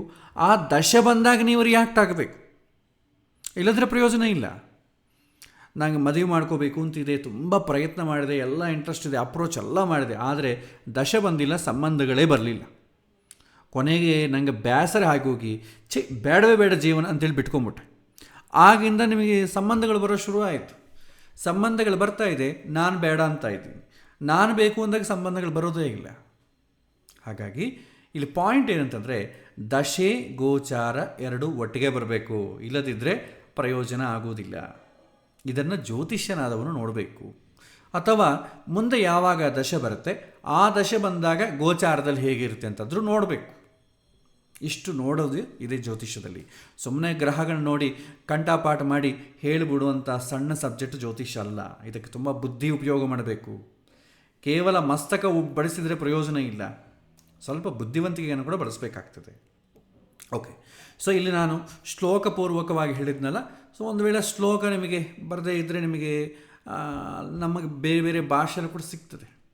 ಸೊ ಒಂದೇ ಮನೆಗಿದ್ರೆ ಮಾನಸಿಕ ಚಿಂತೆ, ಅಡೆತಡೆಗಳು. ನೋಡಿ, ಸೂರ್ಯ ಸಪೋಸ್ ಮೇಷರಾಶಿಯಲ್ಲಿ ಬೇರೆ ಯಾವುದನ್ನು ರಾಶಿ ತಗೊಳ್ಳೋಣ. ಸಪೋಸ್ ಸಿಂಹರಾಶಿ ತಗೊಳ್ಳೋಣ. ಸಿಂಹರಾಶಿಯವ್ರಿಗೆ ಹೇಗಿರುತ್ತೆ? ಸಿಂಹರಾಶಿಯವ್ರಿಗೆ ಸೂರ್ಯ 5ನೇ ಮನೆಗಿದ್ದಾನೆ. ಸೊ ಕೆಟ್ಟ ಆರೋಗ್ಯ, ಶತ್ರುಗಳಿಂದ ಭಯ ಅಂತಿದೆ. ಸೊ ಇದನ್ನು ಓದ ತಕ್ಷಣ ನಾವೇನು ಅಂದ್ಕೊಳ್ತೇವೆ, ಅಯ್ಯೋ ನನ್ನ ಆರೋಗ್ಯ ಹಾಳಾಗೋಗುತ್ತೆ, ಶತ್ರುಗಳಿಂದ ನಾನು ತೊಂದರೆ ಭಯ ಆಗಬೇಕಾಗತ್ತೆ ಅಂದ್ಕೊಳ್ತೇವೆ. ಆದರೆ ಇದು ಆ ರೀತಿ ಅಲ್ಲ. ಸೊ ಯಾವ ಶತ್ರುಗಳು, ಯಾವ ಆರೋಗ್ಯ ಅಂತಂಬೋದು ಮುಖ್ಯ. ಇದು ಸೂರ್ಯಗೆ ಸಂಬಂಧಪಟ್ಟದ್ದು. ಸೊ ಸೂರ್ಯ ಜಾತಕದಲ್ಲಿ ಏನು ಆಧಿಪತ್ಯವನ್ನು ಹೊಂದಿದ್ದಾನೆ ಅಂತ ನೋಡಿ, ಅವನ ಪೋರ್ಟ್ಫೋಲಿಯೋ ಏನು ಅಂತ ನೋಡಿ, ಆ ಪೋರ್ಟ್ಫೋಲಿಯೋಗೆ ಸಂಬಂಧಪಟ್ಟದ್ದು ನೋಡಬೇಕಿಲ್ಲಿ, ಎಲ್ಲವನ್ನು ನೋಡೋಂಗಿಲ್ಲ. ಸೂರ್ಯ ಒಂದು ವೇಳೆ ಪಂಚಮಾಧಿಪತಿ ಆಗಿದ್ದ ಅಂತ ಅಂದ್ಕೊಳ್ಳಿ, ಪಂಚಮ ವಿಚಾರಕ್ಕೆ ಕೆಟ್ಟ ಆರೋಗ್ಯ. ಪಂಚಮ ಏನು ಸೂಚನೆ ಮಾಡ್ತದೆ ಆರೋಗ್ಯ ವಿಚಾರದಲ್ಲಿ, ಅದನ್ನು ನೋಡಬೇಕು. ಹೊಟ್ಟೆ ಭಾಗವನ್ನು ಸೂಚನೆ ಮಾಡ್ತದೆ. ಸೊ ಸರಿಯಾದಂಥ ಪದಾರ್ಥಗಳು ತಿನ್ನೋದಿಲ್ಲ, ಹೊಟ್ಟೆಗೆ ಸಂಬಂಧಪಟ್ಟ ತೊಂದರೆಗಳಿರುತ್ತೆ ಅಂತ ಹೇಳಬೇಕು. ಸೊ ಶರೀರ ಮೊತ್ತ ತೊಂದರೆ ಹೇಳ್ತೆ ಅಂತಂದರೆ ಕಷ್ಟ. ಆಮೇಲೆ ಶತ್ರುಗಳಿಂದ ಭಯ ಅಂತಂದರೆ ಮಗನೇ ದೊಡ್ಡ ಶತ್ರು. ಪಂಚಮ ಸ್ಥಾನ ಯಾರು? ಮಗ ಅಲ್ವಾ? ಮಗ ಅಥವಾ ಮಗಳು. ಆ ಸಮಯದಲ್ಲಿ ಸೂರ್ಯ 5ನೇ ಮನೆಗೆ ಇರೋಷ್ಟು ದಿನ ಮಗನ ಜೊತೆ ಸರಿಯಾದಂಥ ಸಂಬಂಧಗಳಿರೋದಿಲ್ಲ, ಅಥವಾ ತಂದೆ ಮಾತು ಮಗ ಕೇಳೋದಿಲ್ಲ. ಆ ಸೂರ್ಯ ಒಂದು ತಿಂಗಳಿರ್ತಾನೆ, 6ನೇ ಮನೆ ಬಂದು ಅಂದ್ಕೊಳ್ಳಿ. ಆಮೇಲೆ ತಂದೆ ಏನು ಮಾಡ್ತಾನೆ, ಹೋಗಲಿ ಮಗನ ಜೊತೆ ಸುಮ್ಮನೆ ಯಾಕೆ ಗಲಾಟೆ ಮಾಡಿಕೊಳ್ಳೋದು, ಆಫೀಸಿಂದ ಬಂದ ತಕ್ಷಣ ಏನೋ ಅವ್ನ ಜೀವನವನ್ನು ಮಾಡಲಿ. ನನ್ನ ತಂದೆಯಿಂದ ಪಾಪ ಹೇಗೋ ನಾನು ನನ್ನ ತಂದೆಯನ್ನು ನಾನು ಅರ್ಥ ಮಾಡ್ಕೊಳ್ಳಿಲ್ಲ, ಅಟ್ಲೀಸ್ಟ್ ಮಗನನ್ನಾದರೂ ನಾನು ಅರ್ಥ ಮಾಡ್ಕೊಂಬೋಣ ಅಂತ ಅಂದ್ಕೊಳ್ತಾನೆ. ಯಾವಾಗ ಸೂರ್ಯ ಬದಲಾದ ಮೇಲೆ. ಮಗ ಕೂಡ ಏನು ಮಾಡ್ತಾನೆ, ಅಯ್ಯೋ ಸುಮ್ಮನೆ ತಂದೆನ ಯಾಕೆ ಗೋಳಾಡಿಸ್ಬೇಕು, ಸೊ ಇವತ್ತಿನ ತಂದೆ ಹೇಳಿದಾಗ ಕೇಳ್ಬಿಡೋಣ ಅಂತ ಅಂದ್ಕೊಳ್ತಾನೆ. ಯಾವಾಗ ಸೂರ್ಯ 6ನೇ ಮನೆಗೆ ಬಂದಾಗ. ಮಹಾ ಅಂದರೆ ಒಂದು ತಿಂಗಳಿರ್ತದೆ. ಇಲ್ಲಿ ಶತ್ರುಗಳಿಂದ ಭಯ ಅಂತಂದರೆ ಆ ಕಾರಕತ್ವ ಯಾವುದಿದೆಯೋ ಅದನ್ನು ತೊಗೊಳ್ಬೇಕಾಗಲಿ. ನಮ್ಮ ಸಾಲ ಕೊಟ್ಟ ಶತ್ರುಗಳು, ಸರ್ಕಾರದ ಶತ್ರುಗಳು, ಇವರು ಅಂತ ಅಂದ್ಕೊಳ್ಬಾರ್ದು. ಅದಕ್ಕೆ ಬುದ್ಧಿ ಉಪಯೋಗ ಮಾಡಬೇಕು. ಓದಿದ ತಕ್ಷಣ ನಮ್ಮ ಜೀವನಕ್ಕೆ ಅಳವಡಿಸಿಕೊಳ್ಳಬಾರದು. ನೆಕ್ಸ್ಟ್ ಸಪೋಸ್ ಗುರು ತಗೊಳ್ಳಿ, ಶನಿ ತಗೊಳ್ಳೋಣ. ಶನಿ ಕುಂಭರಾಶಿಯಲ್ಲಿದ್ದಾನೆ. ಸೊ ಸಿಂಹರಾಶಿಯವರಿಗೆ ಶನಿ 7ನೇ ಮನೆಯಲ್ಲಿದ್ದಾನೆ. ಅಲೆದಾಡುವುದು ಅಂದರೆ ಏನು? ಸಪ್ತಮ ಸ್ಥಾನದಲ್ಲಿ ಶನಿ ಇದ್ದಾನೆ ಅಂತಂದರೆ ಶನಿ ಜಾತಕದಲ್ಲಿ ಆಧಿಪತ್ಯ ಏನು ಅಂತ ನೋಡಬೇಕು. ಶನಿ ಏನಾದರೂ 10ನೇ ಮನೆ ಅಧಿಪತಿ ಆಗಿದ್ದ ಅಂದ್ಕೊಳ್ಳಿ, ಉದ್ಯೋಗ ವಿಚಾರದಲ್ಲಿ ಅಲೆದಾಡ್ತಾನೆ. ಅವನೇನೋ ಸಪ್ತಮಾಧಿಪತಿ ಆಗಿದ್ದ ಅಂತ ಅಂದ್ಕೊಳ್ಳಿ, ಹೆಂಡತಿ ವಿಚಾರಕ್ಕೋ ಗಂಡನ ವಿಚಾರಕ್ಕೋ ಅಲೆದಾಡಬೇಕು. ಅವನೇನಾದರೂ 6ನೇ ಮನೆ ಅಧಿಪತಿ ಆಗಿದ್ದ ಅಂದ್ಕೊಳ್ಳಿ, ರೋಗದ ವಿಚಾರಕ್ಕೆ ಹಾಸ್ಪಿಟಲ್ಗಳು ಅಲೆದಾಡಬೇಕು. ಅಲೆದಾಡುವುದು ಕಾಮನ್. ಯಾವ ವಿಚಾರದಲ್ಲಿ ಅಲೆದಾಡುವಂತ ಮೇಯ್ನ್ ತಿಳ್ಕೊಬೇಕಾದ್ರು. ಸಾಂಗತಿಯೊಂದಿಗೆ ಜಗಳ. ಸಾಂಗತಿಯೊಂದಿಗೆ ಅಂತಂದರೆ ನಮ್ಮ ಜೊತೆಗೆ ಯಾರಿರ್ತಾರೋ, ಹೆಂಡತಿ ಆಗ್ಬೋದು, ಫ್ರೆಂಡ್ ಆಗ್ಬೋದು, ಮಕ್ಕಳಾಗ್ಬೋದು, ಜೊತೆಗೆ ಯಾರಿರ್ತಾರೋ ಅವ್ರು ಕೂಡ ಜಗಳ. ಯಾವ ರೀತಿ ಜಗಳ ಅಂತ ಕೂಡ ಆ ಶನಿ ಆಧಿಪತ್ಯದ ಮೇಲೆ ಹೇಳ್ಬೋದು. ಮತ್ತು ಅಧಿಕಾರಿಗಳಿಂದ ತೊಂದರೆ. ಅಧಿಕಾರಿಗಳು ಅಂದರೆ ಆಫೀಸ್ ಅಧಿಕಾರಿಗಳು ಅಂತ ಅಂದ್ಕೋಬೇಡಿ. ಆ ಗ್ರಹ ಯಾವ ಆಧಿಪತ್ಯವನ್ನು ಹೊಂದಿರ್ತಾರೋ ಆ ವಿಷಯಗಳಿಗೆ ಯಾರು ಅಧಿಕಾರಿಗಳಾಗಿರ್ತಾರೋ ಅವರು. ಮನೆ ಆದರೆ ತಂದೆ, ಆಫೀಸ್ ಆದರೆ ಬಾಸು, ಸರ್ಕಾರ ಆದರೆ ಗೌರ್ಮೆಂಟ್ ಆಫೀಸ್ ಆದರೆ ಸರ್ಕಾರ, ಮನೆ ಆದರೆ ಹೆಂಡತಿ ಆದರೆ ಹೆಂಡತಿನೇ ಅಧಿಕಾರಿ ಅಥವಾ ಗಂಡನೇ ಅಧಿಕಾರಿ. ಸೊ ಅವರಿಂದ ತೊಂದರೆಗಳಾಗ್ತದೆ. ಹೀಗೆ ಅರ್ಥ ಮಾಡ್ಕೊಳ್ಬೇಕು. ಇಲ್ಲದೇ ಇದ್ದರೆ ನೀವು ಆ್ಯಸ್ ಇಟ್ ಈಸ್ ಆಗಿ ಏನು ಮಾಡ್ತಾರೆ, ಭಾಳಷ್ಟು ಜನ ಈ ವರ್ಷ ಫಲಗಳನ್ನ ಬರೆಯೋರು ಇದನ್ನು ಎಕ್ಸಾಕ್ಟ್ಲಿ ಇಡಿಸಿಬಿಡ್ತಾರೆ. ಸೊ ಈ ರಾಶಿಯವರಿಗೆ ಕೆಟ್ಟ ಆರೋಗ್ಯ ಆಗುತ್ತೆ, ಶತ್ರುಗಳಿಂದ ಭಯ ಆಗುತ್ತೆ, ನೀವು ಅವರು ಎಷ್ಟೊತ್ತಿಗೂ ರೆಮಿಡಿ ಏನು ಹೇಳಬೇಕು, ನಿಮ್ಮನ್ನು ಹೇಗೆ ಅಟ್ರ್ಯಾಕ್ಟ್ ಮಾಡ್ಕೋಬೇಕು, ದುಡ್ಡು ಹೇಗೆ ತಗೋಬೇಕು, ಇಷ್ಟೇ ತಲೆಗಿರ್ತದೆ. ಆದರೆ ಯಾವ ವಿಚಾರದ ಆರೋಗ್ಯ ಇದು ಹೇಳೋದೇ ಇಲ್ಲ. ಸೊ ಇದನ್ನು ತಿಳ್ಕೊಳ್ಬೇಕು. ಆಧಿಪತ್ಯ ಏನಿದೆ ಅದರ ಬೇಸ್ ಮೇಲೆ ಇದು ವರ್ಕೌಟ್ ಆಗುತ್ತೆ ಅಂದರೆ ಏನರ್ಥ ಆಯಿತು? ಜಾತಕ ಇಲ್ಲದೇ ಇದ್ದರೆ ವರ್ಷ ಫಲಗಳು ಹೇಳಿಕ್ಕೆ ಬರೋದಿಲ್ಲ. ಒಂದು ವೇಳೆ ವರ್ಷ ಫಲಗಳು ಜಾತಕ ಇಲ್ಲದಿಂದ ಹೇಳಿದರೆ ಅದು ಕೇವಲ ಸ್ವಾರ್ಥಕ್ಕಾಗಿ ಅಥವಾ ನಮ್ಮ ಹೆಮ್ಮೆಯನ್ನು ತೋರಿಸ್ಕೊಳ್ಳೋದಕ್ಕೆ ಹೊತ್ತು ಅದು ಶಾಸ್ತ್ರಸಮ್ಮತವಾದದ್ದು ಅಲ್ಲ. ಅದಕ್ಕೆ ವಾರ ಫಲಗಳು ಶಾಸ್ತ್ರಸಮ್ಮತ ಯಾಕೆ ಇಲ್ಲ ಅಂತಂದರೆ ಇದೇ ಕಾರಣ. ಅನಾರೋಗ್ಯ ಸರಿ, ಯಾವ ವಿಚಾರದಿಂದ ಅನಾರೋಗ್ಯ? ಎಷ್ಟೋ ಅನಾರೋಗ್ಯಗಳಿದೆ. ದೈಹಿಕ ಅನಾರೋಗ್ಯ ಇದೆ, ಮಾನಸಿಕ ಅನಾರೋಗ್ಯ ಇದೆ, ವಾಚಕ ಅನಾರೋಗ್ಯ ಇದೆ, ಕೆಲಸದ ಕರ್ಮದ ಅನಾರೋಗ್ಯ. ಯಾವ ಅನಾರೋಗ್ಯ? ಯಾವ ಶತ್ರು? ಮನೆ ಶತ್ರುವ, ಹೊರಗಿನ ಶತ್ರುವ? ಕೆಲವೊಮ್ಮೆ ನಮಗೆ ನಾವೇ ಶತ್ರು ಆಗಿಬಿಡ್ತದೆ, ನಮ್ಮ ಮನಸ್ಸೇ ಶತ್ರು ಆಗ್ತದೆ. ಪರ್ಟಿಕ್ಯುಲರ್ ಯಾವುದನ್ನು ತಿಳ್ಕೊಳ್ಬೇಕು. ಅದಕ್ಕೆ ಗೋಚಾರ ಅಂಬೋದು ಹೆಲ್ಪ್ ಆಗುತ್ತೆ. ಸೊ ಈ ರೀತಿ ನಾವೇನು ಮಾಡ್ತೇವೆ ಮಾಡ್ಬೋದು. ಸೊ ನಿಮಗೆ ನಾನು ಡಾಕ್ಯುಮೆಂಟನ್ನು ಕಳಿಸ್ತೇನೆ. ಸೊ ಡಾಕ್ಯುಮೆಂಟಲ್ಲಿ ನಿಮಗೆ ಸಂಸ್ಕೃತ ಯಾವ ರಾಶಿ, ಯಾವ ಗ್ರಹ ಯಾವ ರಾಶಿಯಲ್ಲಿದ್ದರೆ ಏನು ಅರ್ಥ ಅಂತ ಅಂಬೋದು ಸಂಸ್ಕೃತದಲ್ಲಿ ಇರುತ್ತೆ. ಅದೇ ರೀತಿ ಇಂಗ್ಲೀಷು ಮತ್ತು ಇಂಗ್ಲೀಷ್ನಲ್ಲಿರುತ್ತೆ. ಅದನ್ನು ನಾನು ನಿಮಗೆ ಡಾಕ್ಯುಮೆಂಟನ್ನು ಕಳಿಸ್ತೇನೆ. ಅದನ್ನು ರೆಫರೆನ್ಸಾಗಿ ಇಟ್ಟುಕೊಳ್ಳಿ. ಆ ರೆಫರೆನ್ಸಾಗಿ ಇಟ್ಟುಕೊಂಡ ಮೇಲೆ ಜಾತಕವನ್ನು ಬಿಟ್ಟು ಗೋಚಾರವನ್ನು ಯಾವ ಕಾಲಕ್ಕೂ ಹೇಳುವುದು ಅಭ್ಯಾಸ ಮಾಡಿಕೊಳ್ಳಬೇಡಿ. ಅದರಿಂದ ಏನಾಗುತ್ತೆ ಅಂದರೆ ನಿಮಗೆ ಅದೇ ಅಭ್ಯಾಸ ಆಗಿಬಿಡ್ತದೆ. ಕೊನೆಗೆ ರಿಯಲ್ಲಾಗಿ ಏನು ಹೇಳಬೇಕು ಅಂತ ಮೊದಲು ಗೊತ್ತಾಗೋದಿಲ್ಲ. ಸೊ ವಿಷಯ ಅಂತೂ ಬರಬೇಕು. ಅಟ್ಲೀಸ್ಟ್ ವಿಷಯ ಬಂದು ಜಾತಕದಲ್ಲಿ ಯಾವುದು ಪೋರ್ಟ್ಫೋಲಿಯೋ ಅಂತ ತಿಳ್ಕೊಂಡು ಆಮೇಲೆ ನೀವು ಹೇಳಬೇಕಾಗತ್ತೆ. ಸೊ ಮದುವೆ ಆಗ್ತಾ ಇಲ್ಲ ಅಂತ ಅಂದ್ಕೊಳ್ಳಿ, ಸಪ್ತಮಾಧಿಪತಿ ಶುಕ್ರ, ಆ 2 ಗ್ರಹಗಳ ದಶೆ ಏನು ನಡೀತಾ ಇದೆ, ಆ ಸಪ್ತಮಾಧಿಪತಿ ಆದಂಥ ಗ್ರಹ ಅಥವಾ ಮತ್ತು ಶುಕ್ರ ಕಾರಕ ಅಲ್ವಾ, ಆ ಶುಕ್ರ ಹೇಗಿದೆ ಅಂತ ನೋಡ್ಕೊಳ್ಳಿ. ಶುಕ್ರ 3ನೇ ಮನೆಗಿದ್ದಾನೆ, ಶುಭ, ಗೌರವ, ಸಂಪತ್ತು, ಒಳ್ಳೆಯ ಶಕ್ತಿಗಳು. ಸೊ ಆ ವಿಚಾರಕ್ಕೆ, ಮದುವೆ ವಿಚಾರಕ್ಕೆ ಪಾಸಿಟಿವ್ ಆಗಿದೆ ಅಂತ ಅರ್ಥ. ಸೊ ಈ ರೀತಿ ಗೋಚಾರ ಫಲವನ್ನು ನಾವು ಅಧ್ಯಯನ ಮಾಡ್ತೇವೆ. ಸೊ ಇದಕ್ಕಿನ್ನ ಮತ್ತಿಷ್ಟು ವಿಚಾರವನ್ನು 3 ಜಾತಕ, ದಶೆ, ಗೋಚಾರ, ಇದು ಓನ್ಲಿ ಗೋಚಾರದ ಫಲವನ್ನು ಮಾತ್ರ ಹೇಳೋದು ನಾನು ನಿಮಗೆ ಹೇಳಿದ್ದೇನೆ. ಇದು ಹೀಗೆ ಮುಂದುವರಿಸಬಾರ್ದು. ಇದರ ಜೊತೆ ಜಾತಕವನ್ನು ಇಟ್ಟುಕೊಂಡು ದಶಗಳನ್ನು ನೋಡಿ ಗೋಚಾರವನ್ನು ಹೇಳಬೇಕು. 3 ಅಟ್ ಎ ಟೈಮ್ ನೋಡಿ ಹೇಳಬೇಕು, ಸಪ್ರೇಟ್ ಮಾಡಿ ನೋಡಬಾರದು. ಇದು ಇವತ್ತಿನ ಪಾಠ. ಸೊ ಮುಂದಿನ ಪಾಠದಲ್ಲಿ ಇದನ್ನು ಹೇಗೆ ಅಭ್ಯಾಸ ಮಾಡಬೇಕು, ದಶೆ, ಗೋಚಾರ ಮತ್ತು ಜಾತಕ 3 ಹೇಗೆ ಅಭ್ಯಾಸ ಮಾಡಬೇಕು ಅಂತಂಬುದನ್ನು ಮುಂದಿನ ಪಾಠದಲ್ಲಿ ನಾವು ವಿಶ್ಲೇಷಣೆ ಮಾಡೋಣ. ಸಮಯಾತೀತ ಆಗಿದೆ. ಇವತ್ತಿನ ಪಾಠ ನಾನು ಇಲ್ಲಿಗೆ ಮುಕ್ತಾಯ ಮಾಡ್ತೇನೆ. ಮತ್ತೆ ಮುಂದಿನ ವಾರ ಮತ್ತಿಷ್ಟು ವಿಚಾರಗಳನ್ನ ತಿಳ್ಕೊಳ್ಳೋಣ. ಸೊ ಶ್ರೀಕೃಷ್ಣಾರ್ಪಣಮಸ್ತು.